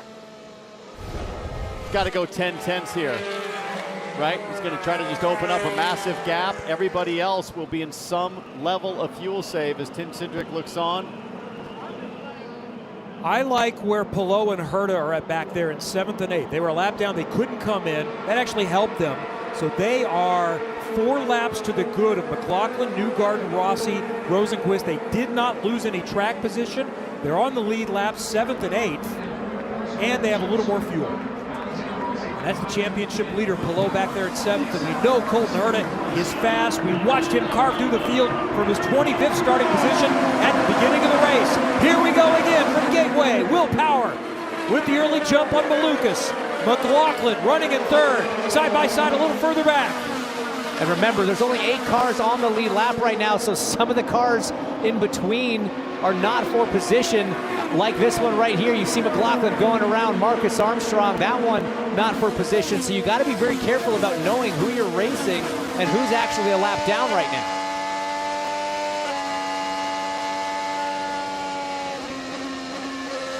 Newgarden is looking up ahead to Scott Dixon, who is 2 laps down right now because he was on pit lane that just exited when the caution came out. Not shy about getting high in turn 2 again after what happened, making that work. But he knows that the sweepers have been at work, so Newgarden has a clean billiard table to work with as several drivers follow in suit. Palou looking pretty racy further back. Siegel on the high side. That's Connor Daly below.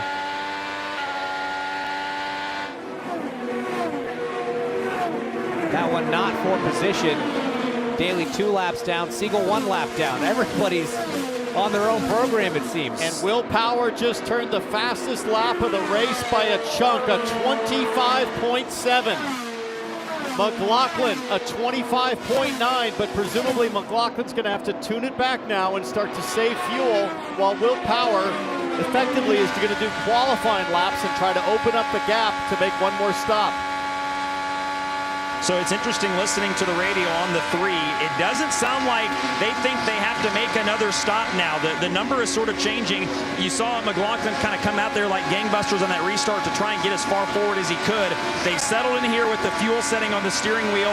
Kyle Moyer has told him, you can go hard, but we're good in this position. Doing it this way, the way we're doing it right now, is better. So I think their plan, they think they can go the rest of the way without having to make another stop.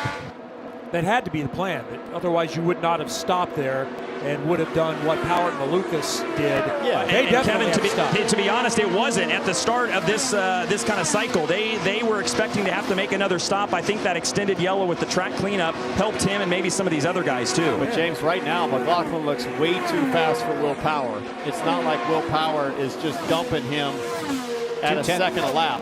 0.2 of a second on that last lap. So if they've got into their rhythm already on the 3, yeah, that's not enough. You're sitting pretty. So to Dylan's point, thinking what the 3 strategy was, that was the safer call. Even if they didn't think they could make it, they knew if you didn't stop, you had to. So you'd be in the same position, needing one more stop, but you would then not need to save fuel. Side-by-side action still happening further back in the field. That's Rinus VeeKay on the outside of Christian Lundgaard. Those drivers also not on the same lap. As that sun is starting to get fierce in 3 and 4. Not starting to get, continues to be fierce. It's been like that. Haven't talked about Kyle Kirkwood for a while since that incident early in the race. He's 34 laps down, but still fighting.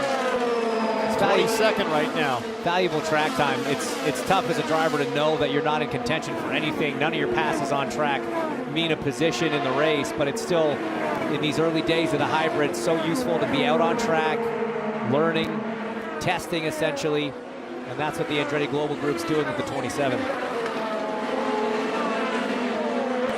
So Tito Ferrucci has been quick, but he had a pit speed penalty, so that took him out of contention. He's a couple of laps down right now in AJ Foyt's number 14 Chevrolet. Will Power, another fastest lap of the race at 25.6.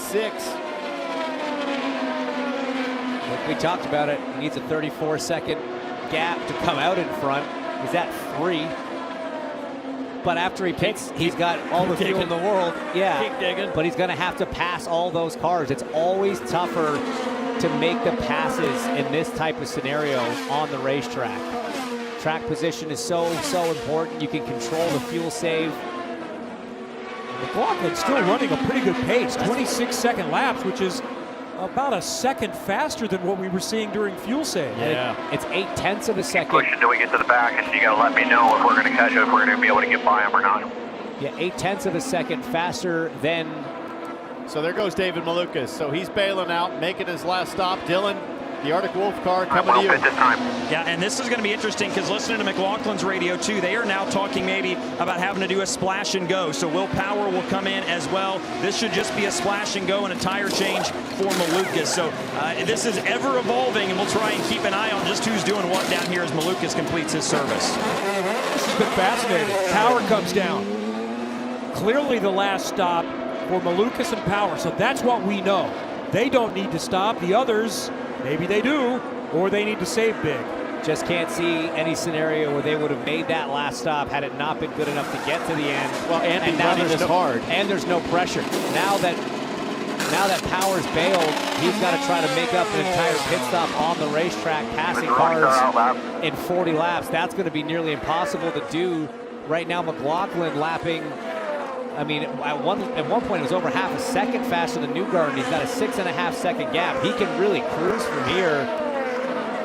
And there you get a sense of just how far Will Power drops back to a lap down.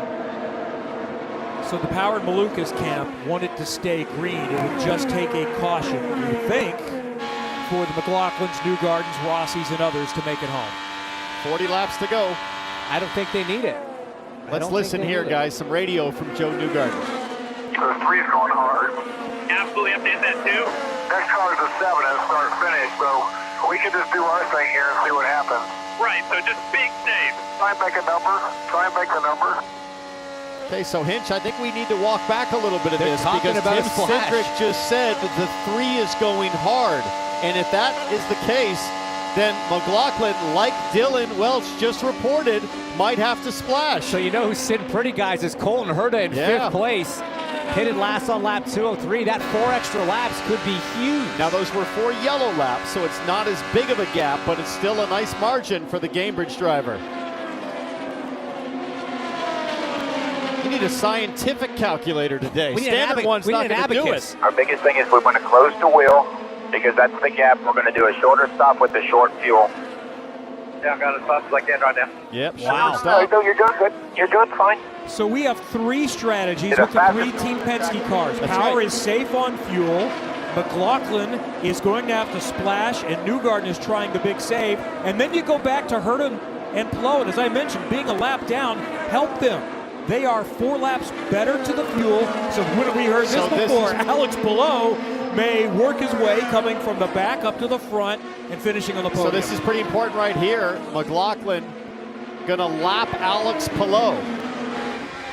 But if Palou's able to make it to the end and McLaughlin has to splash,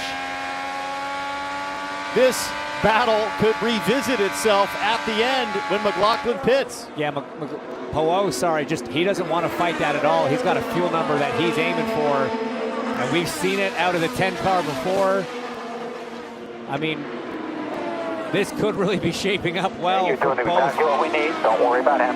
Herta and Palou. Confident voice from Barry Wanzer telling Palou, you're doing exactly what we need. Meanwhile, we know Will Power has one mission, wide open. Oh, 20 to the end. You're doing great. 35 to go. Everybody says you're doing great. Everybody's doing great. Everybody's having a great day.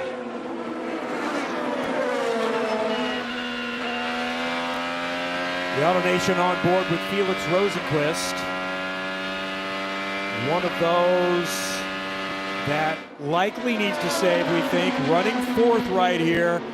We need A, B, C, D, E, and F for the strategies as we go to the finish here at Gateway.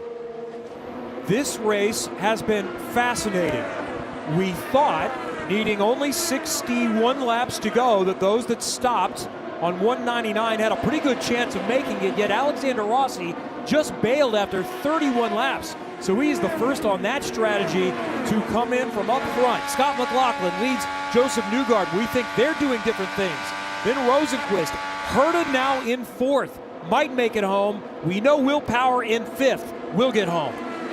It's weird because if McLaughlin's trying to push and do a splash, Newgarden isn't saving enough. I mean, their lap times are too close. It's just maybe you're trying to have less fuel to put in and have a shorter stop. I guess, but to Kevin's point, Rossi just pitted after 31 laps for fuel only. It wasn't a handling issue. There was no wing changes. There were no tires. They were just trying to get it out of the way because it's less fuel you've got to put in to get it to the end, maybe?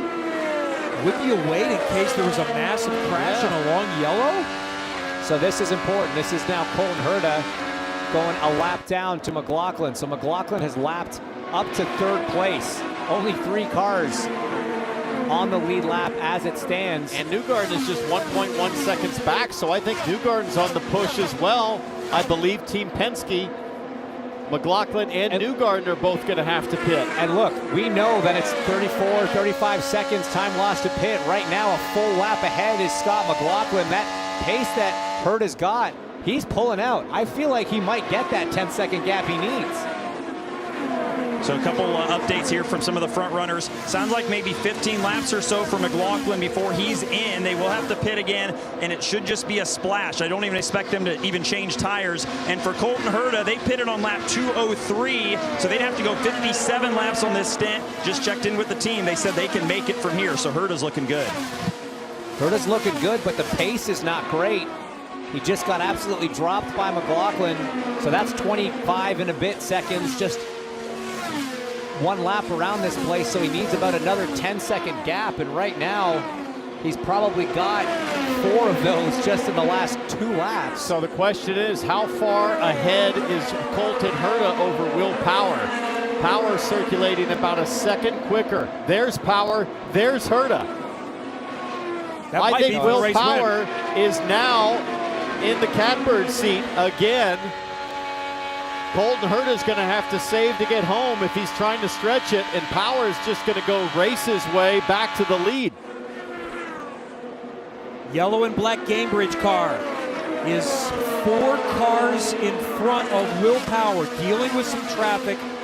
Much of it is lap traffic. Only 3 are on the lead lap, but we think cars that are a lap down might be effectively leading the race with Herta, Power, and Malukas right now. 0.8 of a second on the last lap was the advantage McLaughlin had over Herta. The problem Herta's got is he's going so slow, he can't keep up with any car in front to try to get an advantage on the fuel side. But he's got some help from his teammate, Kyle Kirkwood, who is 35 laps down. That's who Will Power is trying to get around right now. And meanwhile, David Malukas, who sits in 5th, is on the same fuel strategy as Will Power. Well, that's all he does is finish on the podium here, no matter what comes. series it's Watch in. Malukas, big run off of turn 4. He'll look to the inside on Will Power. This could be effectively for the win.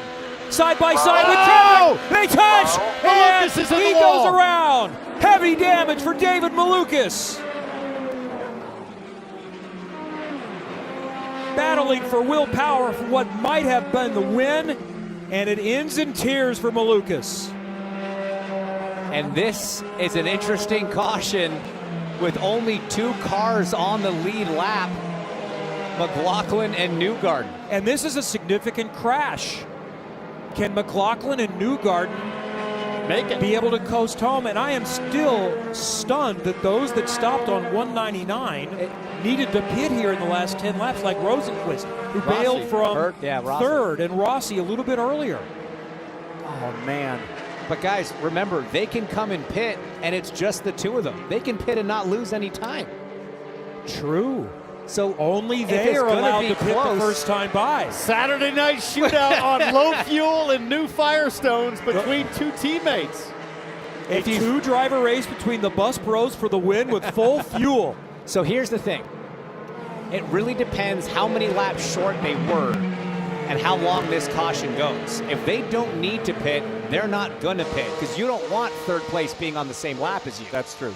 And so if this yellow's long enough, they're going to stay out, and it's going to be still old tires. But if one goes, the other's going to be tempted. If you're Newgarden, why wouldn't you? Yeah. But wouldn't you be a lap to the good? You'd be the only driver on the lead lap if one of them pits. No, if one of them pits, he'd just be at the back of the line. Nobody would get the wave around. It's good to see David Malukas climbing out with the help of the AMR safety team. And what a tough break. It looked kind of like he got pinned down low and washed up as Will Power was going to the high side. It's hard to know whether it was the Penske car Power going down or the MSR machine of Malukas going up.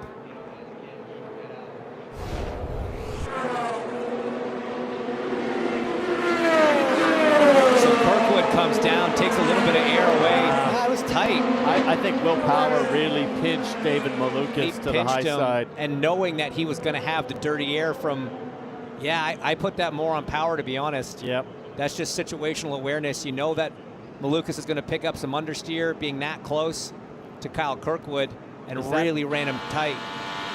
Is that enough for race control to lean in? Low. All right. Has a good hit, too, from Malukas. Now, keep in mind, Will Power knows what happens to his teammate, Josef Newgarden, earlier when he got up into the gray. So he's hugely motivated. And they're both in.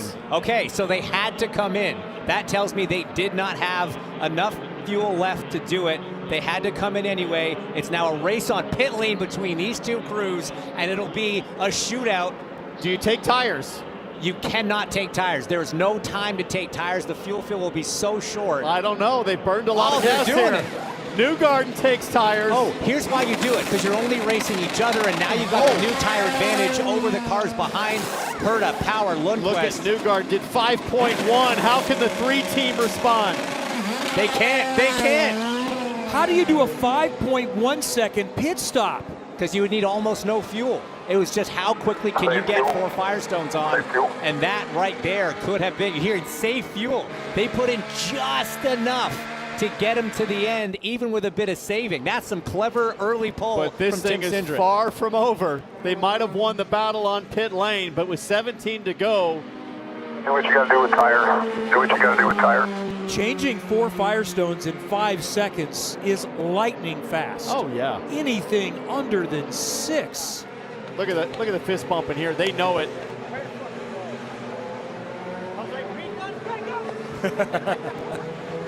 Newgarden had that thing in gear too, with the rear spinning in the air. Well, I hope not. Oh, he did. Isn't that a penalty? That's an IMSA, I think. Yeah, that is an IMSA penalty. But it takes it out of gear, right? If the fuel hose is in. It helps your launch.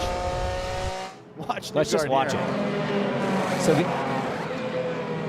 the fuel hose is out immediately, so it's all about, oh man, he was rolling the rear tires before he got down.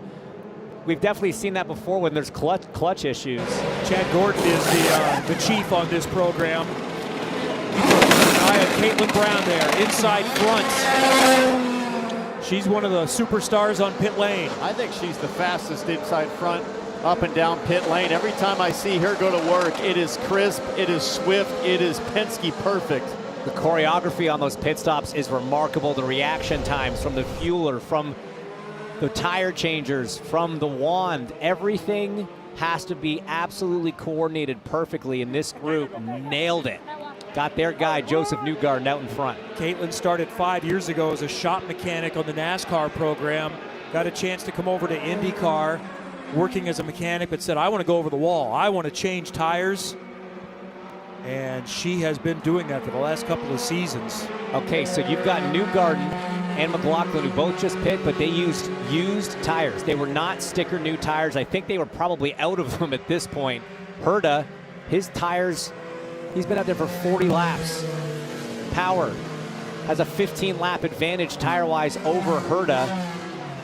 So you've got a couple different things, and you've got Lundqvist, 5th place there, top rookie. How about Rossi? Pitted on that lap 230, but he's on the lead lap in 6th.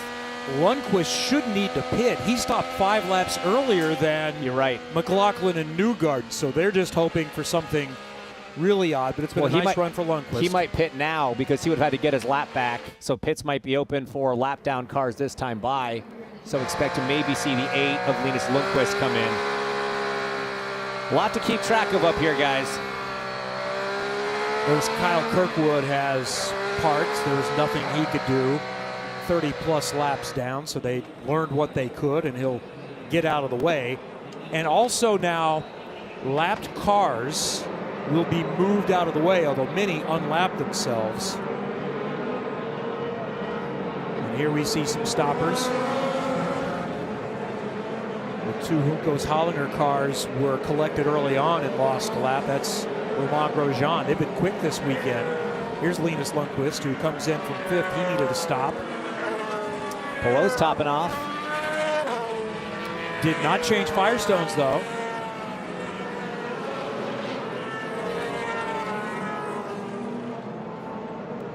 Big championship implications. Of the championship contenders, everybody but Pato O'Ward is running at the front. Newgarden is not a championship contender. McLaughlin still has an outside chance. Herta is in play. Power is in play. Palou in 7th. Scott Dixon not on the lead lap, running 14th. So let's go back to the top of the show, talking about how good at damage limitation Palou is. Right now, only a 9-point loss as they run. That's pretty good. At one point, that gap was down to less than 20. Just staying out of trouble. Nothing spectacular out of the driver of the 10 car, just high percentage decision making. And he's had to avoid a bunch of calamity around him as well. And remember, Colton Herta crashed in qualifying, but he has been fast all week, and he started 25th, got 6 on the first lap, was up to 10th by the midpoint of the race. And he could go back-to-back after not winning in over 2 years. Well, he's probably one guy that didn't want to see that yellow because they were saving. They were trying to hope the other two couldn't pull out the gap they needed. Now they're on older tires, still probably having to save a little bit of fuel. Dixon has pulled in. This is where the lap cars move out of the way, James. So this is going to allow Herta, Power, Rossi. You'll see that orange and white Arrow McLaren. I'm really curious to see how angry fast Alexander Rossi gets on this restart. His last pit on that lap 230. So he's got tires potentially good enough to go compete with Newgarden and McLaughlin. This is going to be an absolutely wild restart at the front. It's going to be wild with the top two cars. Almost, I don't want to say in their own race. All these cars are in it. But those two are the only ones on absolutely equal footing.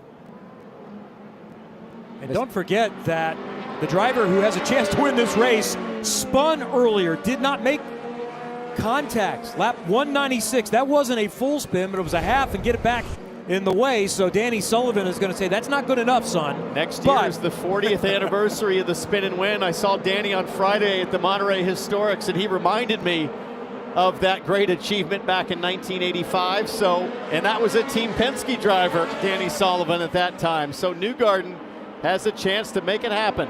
There are 7 on the lead lap. Different levels of tire life. The only one that, well, maybe they all have some fuel concerns because they short filled to put only as much in as they need, but there has to be enough to push hard to the finish. It is going to be a 10-lap sprint on the short track on Saturday night in the Midwest. Nothing better you can ask for. It's Newgarden, it's McLaughlin, Herta, Power, Rossi, Lundqvist in play, and the championship leader Palou. Newgarden really slow to bring him to speed as there's a crash with Rossi and Power. In the back, you see Jack Harvey as well. Connor Daly gets some debris. This might cause a red flag, guys. This might cause a red flag. They don't want to finish this race under caution. You're not going to clean up 3 cars in 9 laps. IndyCar has time. Paul, hey, come down the pit lane. Ask him if we can come down the pit lane. Tim Cindric does not want debris on his tires for his driver, Josef Newgarden. Come down pit lane. Yeah, red flags out either way. That was an incredibly slow start from Josef Newgarden. You're supposed to maintain pace car speed. I almost feel like he went below pace car speed. But a really, really big blow for Will Power. This is huge for the championship. Alex Palou's lead grows significantly. Rossi on course for one of his best results of the season. This is a tough break. Boy. Did you see the signal that Will Power just sent to his teammate Josef Newgarden about that restart? It was slow, Townsend. Like I said, you're supposed to maintain pace car speed. So there's time for race control to review that. There sure is. On Josef Newgarden. There sure is. We'll have to see a replay. It was very slow. It was very late. Now again, leader controls the pace. McLaughlin was right on his gearbox. So yeah, I mean, did Rossi just miss time? I don't know that Newgarden did anything wrong. It looked consistent speed-wise. It was slow, but it was consistent. The green light came on. Going late. There was a speed adjustment there from Power, so you can't really put that all on Rossi either. We have to watch this a couple times from both cars. It sounded like Power jumped and then had to get off it. Check a roll, green. I want to watch Will's onboard one more time because I'm with you. Again, it's not that it's his fault necessarily, but it sort of explains why Rossi got into the back of him. Somebody checks up, because you see the momentum Palou had from behind as well. I think there was a little bit of checkup, James, from Will Power, but I think Rossi was super jumpy on getting after the throttle. The question is, why did Power have to check up? Going late. Go away. Yeah. Go. I want to see an onboard from one of the front two cars. Power got on the throttle because the green light was on. Power almost got into the back of Herta. Yeah, it was him checking up to avoid hitting the 26. That it's almost like Will Power was driving the light, not the car in front of him. Maybe, but I want to see the onboard from the leader. That's too late. We gotta try to see it sooner. Either way, when you have them going that slow, it's tough, and that's a very, very revved up Will Power. Oh boy. I think that was a no. Well, I think he did. Go ahead, Dylan. Yeah, and let's get Will's thoughts here. Okay, so that restart, there was a lot going on. What is your take on who did what wrong there? The leader, whoever's leading, like where you're supposed to go, like in between 3 and 4, he just waited, then he went, he stopped, he went, he stopped, and I knew that was going to happen. As soon as I checked up, because he checked up again, I knew I was going to get pounded. So, man, disappointing. We had such a good car. Like we just get to like the last 10 laps of the last 2 races and have bad luck, but we'll keep fighting and see if we can get the Verizon Chevy up there, and that's pretty tough now from here, but I don't know why. I do not know why they would just keep backing up and going, not going. I do not understand it. Anyway. Thanks, Will. Yeah, something does happen at the front of the line that sort of creates the effect. You know, as you said, I mean, let's listen.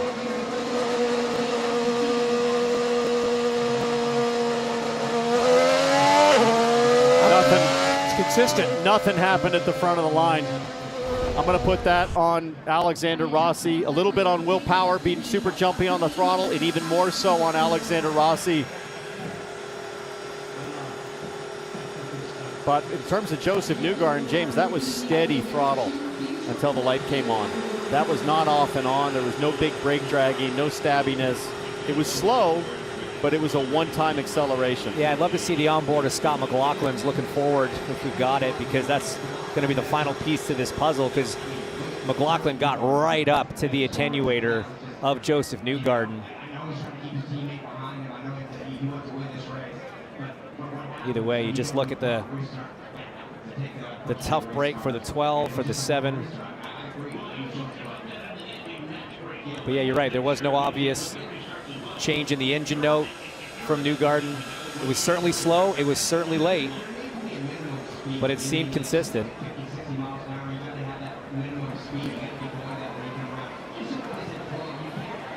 Let's see if we can step in here and grab a word with Tim Cindric, who is just on the radio here and observing. I think he's just getting ready to chat with Josef here, so we'll give him just a sec to get his headset off. So I know that restart, probably not exactly how you want it to go, but ultimately it's got you guys the lead. How tough will it be to hold off McLaughlin here?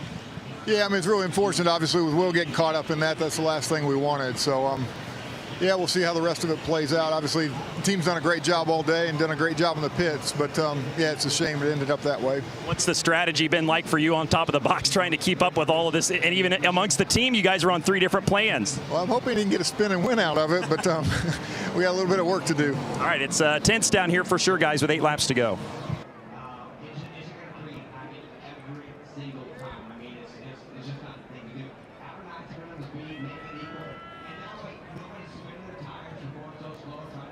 Animated Will Power there, discussing with Ron Rzuski.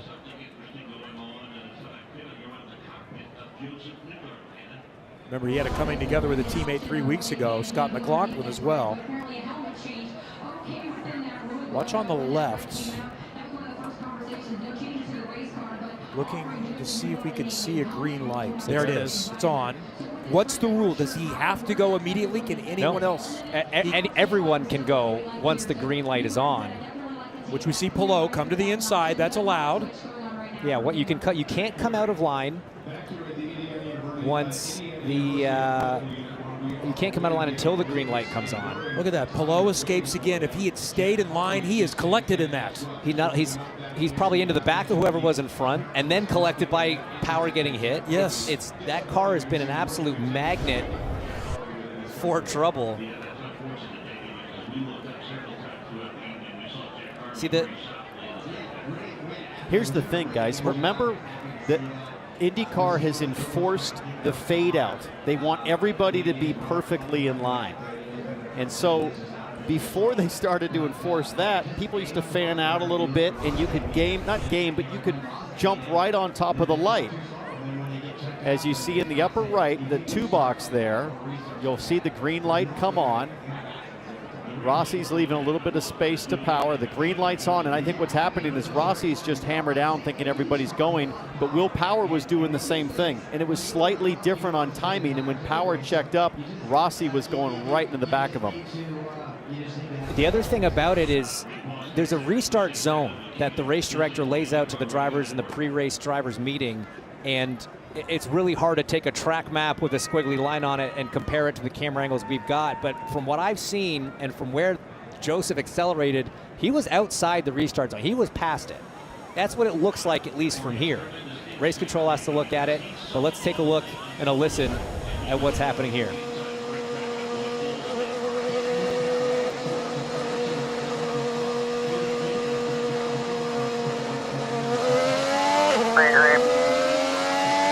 They touch. They touch.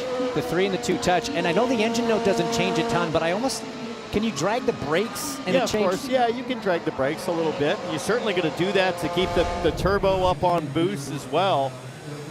But it'd be a stretch to really put that too much on Josef Newgarden. But by the way, Will Power is so animated down there, we know who he's pointing the finger at for sure.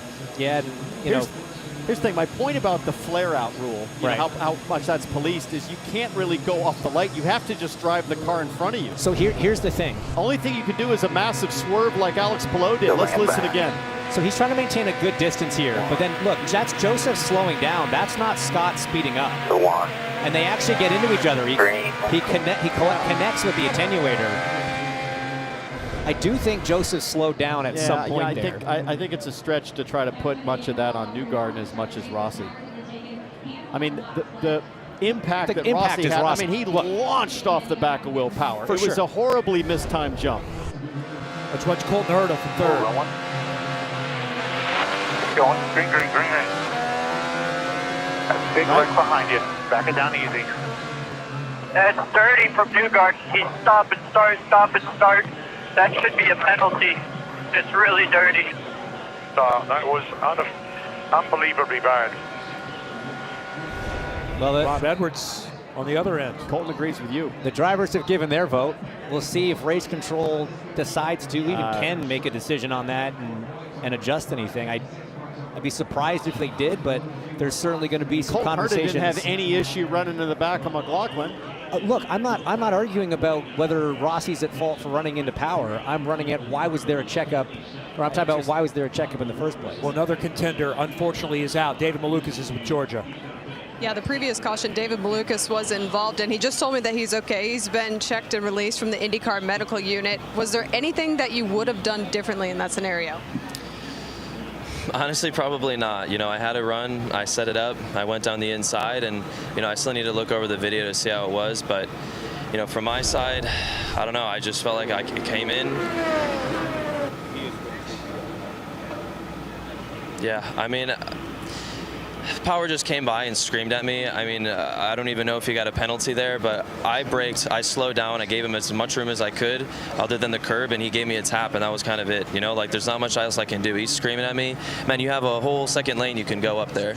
So, yeah, I would still continue to do the move. I thought it was a good move.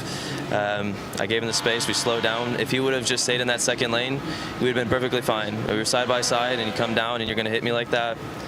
Yeah, it's really unfortunate. We had a really good race, good car. I mean, yeah, it sucks. I was just going to ask, moving forward to Portland, you had incredible speed all weekend. Are there positives you can take from the weekend? Yeah. Sorry. It was just such a good weekend for us. I really wanted that result. Yeah, look, it was Toronto was a good result, and this was going to be another good one. Car was really good, and yeah, we'll carry this into Portland. It'll be good. You can tell just how much this means to David Malukas. Well, he had a chance for a win. He was one of 3 or 4 or 5 that had a good chance for a win, but he was right in the mix. So last year here, he had, quote, beef with Scott McLaughlin. McLaughlin did it. Now there's beef with Will Power. And look, I agree with David Malukas wholeheartedly. I don't think there was anything else that he could have done. The move looked fair, it looked clean. He was right on the white line down low. He can't do anything to get out of the way. So again, it's situal awareness from Power's part.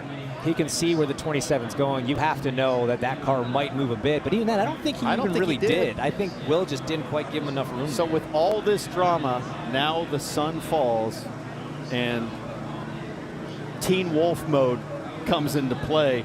We didn't think it was going to be a night race. It is now going to be a night race and a finish. And we're going to get a restart. Wonder what that one plays out like. Dylan. Well, he caught up with Kyle Moyer, who calls strategy for Scott McLaughlin. They'll restart second now. Well, with all of that was going on, it's kind of come down to just you two now, obviously, with all the different strategy and things, and just a heads-up race for the finish here. I'm curious your thoughts, too, on that restart with Josef and just how it kind of looked from your guys' perspective with you being the car that was right on him. Well, first off, it's not just the two of us. I think we got the 2 best cars, yeah, but there's a couple guys there, you know, with Colton's been quick all the time and stuff, so it's still a challenge, but I do think the team's got the best cars. The restart, hey, he's the leader. He gets to control how he wants to restart, and everybody has to obey that until it says green, you know, and so it's up to Josef, and that's how he does it, and that's fine, you know. He's the leader, that's why he got it, and that's why he's allowed to do that. We are into the full nighttime phase of this race now. We did practice last night in nighttime. Were you guys happy with your race cars kind of under these conditions with the track cooling down? Yeah. Thankfully, we learned a lot last night. So, yeah, we set the car to be able to do this just in case. I mean, I love night races. So, you know, it's great that it's turned into a night race, and it's going to be, you know, these last 8 laps are going to be incredible. They are for sure. Thanks, Kyle. Going to be a lot of fun to watch all of these guys up front. The 5 cars on the lead lap here duke it out for the win. Oh, man. Showdown in St. Louis. So let's look at those 5, and let's think about the championship as they go to work on Will Power's car. Depending on how long this red is, I don't think there's any way, but you work just in case. But you've got McLaughlin's that came in with a chance at the championship, 6th. His points stand now, 73 back in 5th. Herta at the moment stands 2nd in the championship, 54 back of Alex Palou, running 4th. So those are the championship contenders still in the lead lap. Others, Will Powers took a big hit, not out, 56 back, points as they run at the moment. And Scott Dixon now 67 back and not on the lead lap, and in fact still 2 laps down, sitting in 13th. So you brought up a good point earlier, Kev. 5 cars on the lead lap, a few 1 lap down. Would they get a chance to get their laps back? My guess would be no. IndyCar has something called the abandonment of procedures rule. It means that you don't necessarily have to go through the entire normal protocol of a yellow. And so I would imagine they want as many green flag laps as possible, and we don't see any more than 5 cars on the lead lap. Let's find out what the 26 Cambridge team is thinking with Dylan. Yeah, and they're with the maybe older tires than these other 2, but what have you guys got for these guys? Maybe been the best car today. Can you take it to the Penske's? I don't know. We'll see. Obviously, we've come a long way since the start of the race. We've got to be happy with that. We don't do anything to jeopardize that. You know, tire degradation's been real good, so we're actually not concerned on the tire wear. We just need to make sure we have a good, clean last 8 laps here. All right, thanks, Rob Edwards calling strategy for Colton Herta, and they're looking good right now in that 3rd spot. Had been a hard-fought day for them. And it's kept him in the championship mix from starting 25th after a crash in qualifying where he might have been a contender at least for the front couple of rows. But he got there. Yeah. He drove his way there. And it's going to be 3rd on this restart, up those 22 spots.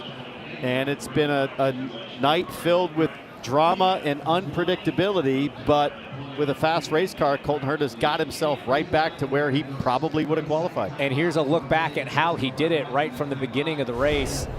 Absolute full commitment, full bravery, threading the needle on the start, 4 wide in a straightaway. He didn't stop there. Gets to turn 1, makes a move on Scott Dixon. Takes a breath and goes right back to work on the back straightaway.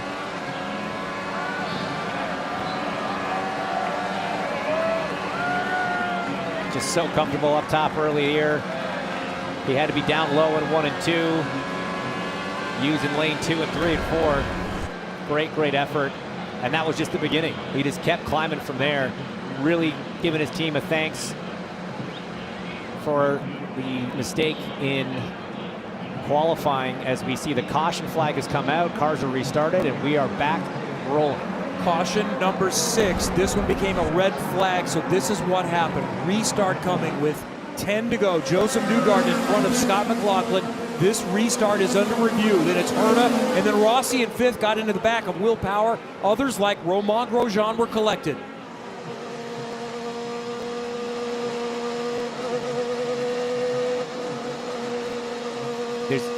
You can hear the lift. You see the flames come out of the engine. That's what happens on a lift.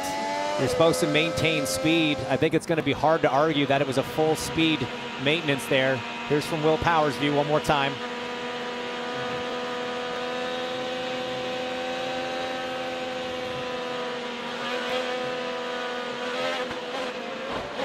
Yeah, it's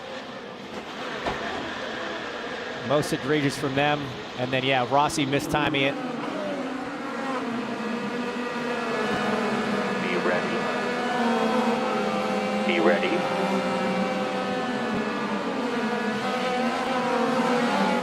Leader's trying to roll. Green, green, green. Not the first time Rossi's ended up crashed against his start-finish straight. All right, it's time to go. And for Josef Newgarden, it has been a frustrating season. A little easier to temper that when you win the Indianapolis 500, but his mindset is always championship. That is not in play. What's at stake for him the rest of the season is simply wins. And by the way, a win tonight would be number 31.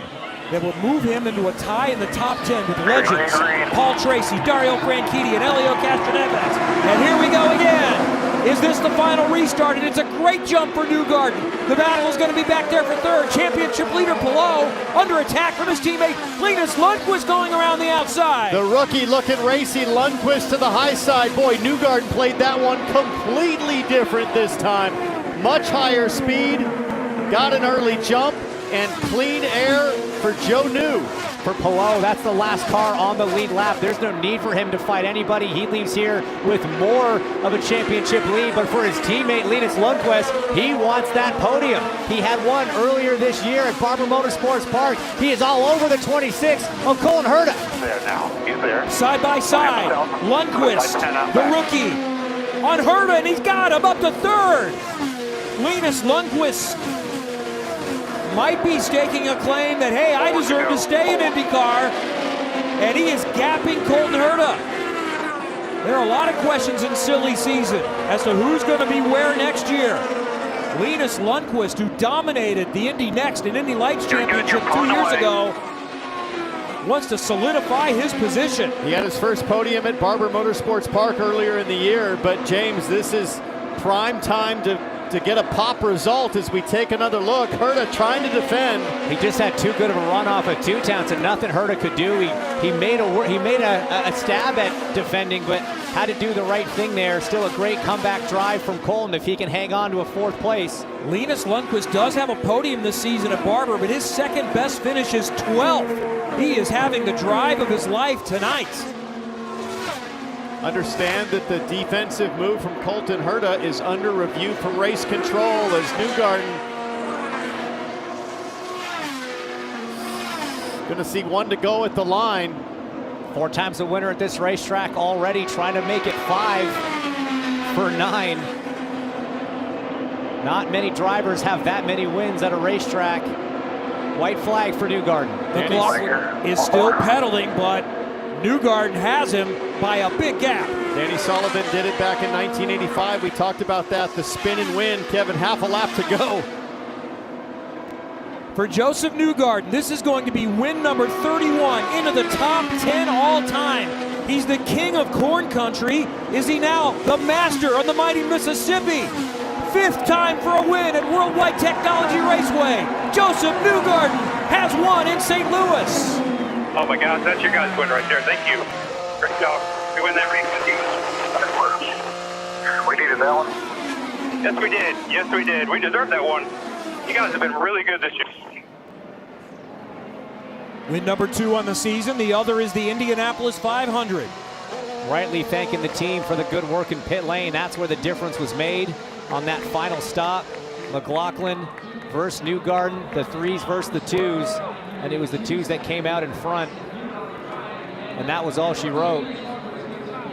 McLaughlin gonna rue finishing second to Josef on an oval again after leading so much of this race. 67 laps, McLaughlin led. But it's this guy here. He led 17, including the one that matters most.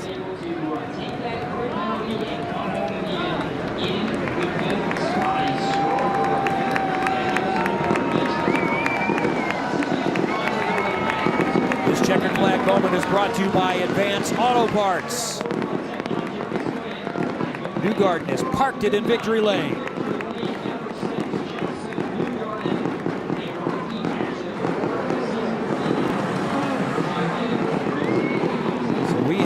Because of the red flag and cautions, get to finish under the lights and watch the fireworks on the Illinois side of St. Louis. I think there's going to be fireworks in the Penske truck after this one as well, because Will Power not happy. Scott McLaughlin will be disappointed. And this guy here elated with yet another win at Gateway. Engineer Luke Mason. Hey, we gotta go quick. TV, we gotta go quick. I got you. Alexis Hurley there doing us a favor, trying to move things along, and I don't see Josef's teammates running to victory lane right away. Look, it's to congratulate them. There's going to be a handful of pretty upset guys at the end of this one. It was aggressive, but not uncommon for a restart. Here's a winner for the 5th time here on the oval, just east of St. Louis World Wide Technology Raceway. It's Josef Newgarden. You said over the radio after the checkered flag, we needed that one. Just how badly did you need it? Well, I think the team needed it. You know, they've done a great job. On the 2 cars specifically, they've done a really good job. They've given me race-winning cars throughout the year, even past Indy, and you know they haven't materialized. So it's nice to get another one on the board. And you know the worst part about that is obviously the 12 not making it home. I mean, I hate that happened at the very end. I don't, you know, it kind of, I mean, I watched it on the TV. It kind of looked like the green went out before I went, just momentarily, and it caused a big accordion. So I hate that happened. I mean, it's the last thing you want with 10 to go is to create a mess. So I wasn't trying to do that, but, you know, this team did an amazing job. We've had fast cars right from the start. And I'm just really proud to have the PPG car back in victory lane with Team Chevy. Would you have done anything different on that last restart? No. I mean, I was trying to go as late as I could at the end of the zone. I've done that a lot, so I wouldn't have done anything different. Congratulations, celebrate with your team. Josef Newgarden, a 5-time winner here at Gateway. Let's now take a look at the Pennzoil moment of the race. We got 2 of them. One, a half spin. I'm still going to count that. It's not a 360, but that is a spin and win. That's a spin. Proper spin. And then the PPG number 2 team got it done. 5.1 seconds, the last pit stop to beat Scott McLaughlin. That was the move. 5-1 for 4 Firestones. Amazing. Let's hear from Scott McLaughlin finishing second. Yeah, and a tough end to a really hard-fought day, and had a look at it there, but ultimately what was the difference for you guys at the end that allowed Josef to get out? Oh, look, it was a one-on-one with the teams in the pit stops, and we lost track position, but, that last restart, for some reason, my hybrid didn't work, so I couldn't deploy, so I couldn't get close, but overall, really good night for the Dixon and Chevy. I think we stuck it out, obviously pretty chaotic.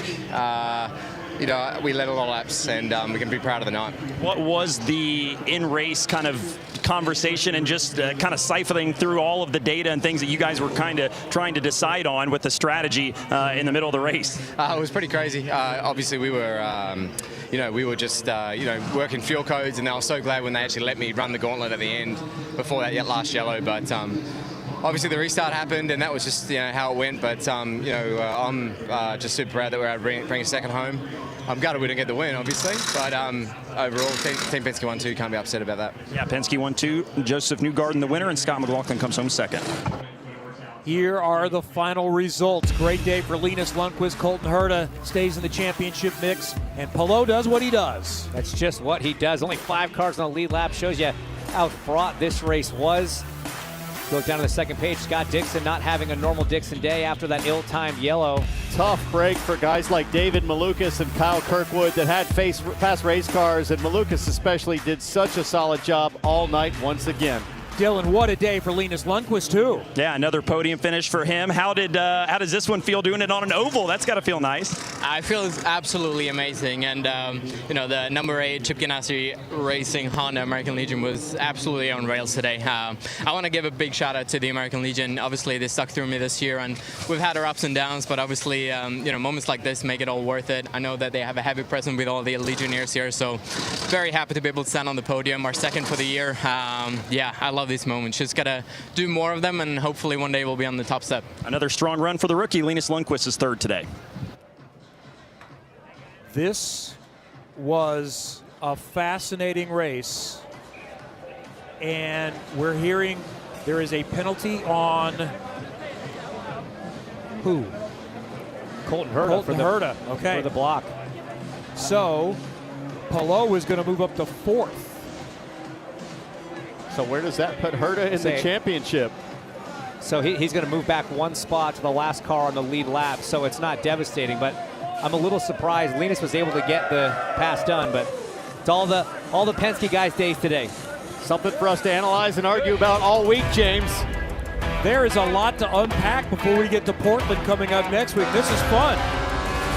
There's almost too much to unpack in that one. We weren't sure what kind of race we were going to get here in Gateway, but man, it was an absolute banger of a night. Caged up rage, 3-week layoff, a lot that played out today. For James Hinchcliffe, Townsend Bell, Dylan Welch, Georgia Henneberry, and Kevin Lee, thanks for joining us for the NTT IndyCar Series Bommarito Automotive Group 500. Have a good night.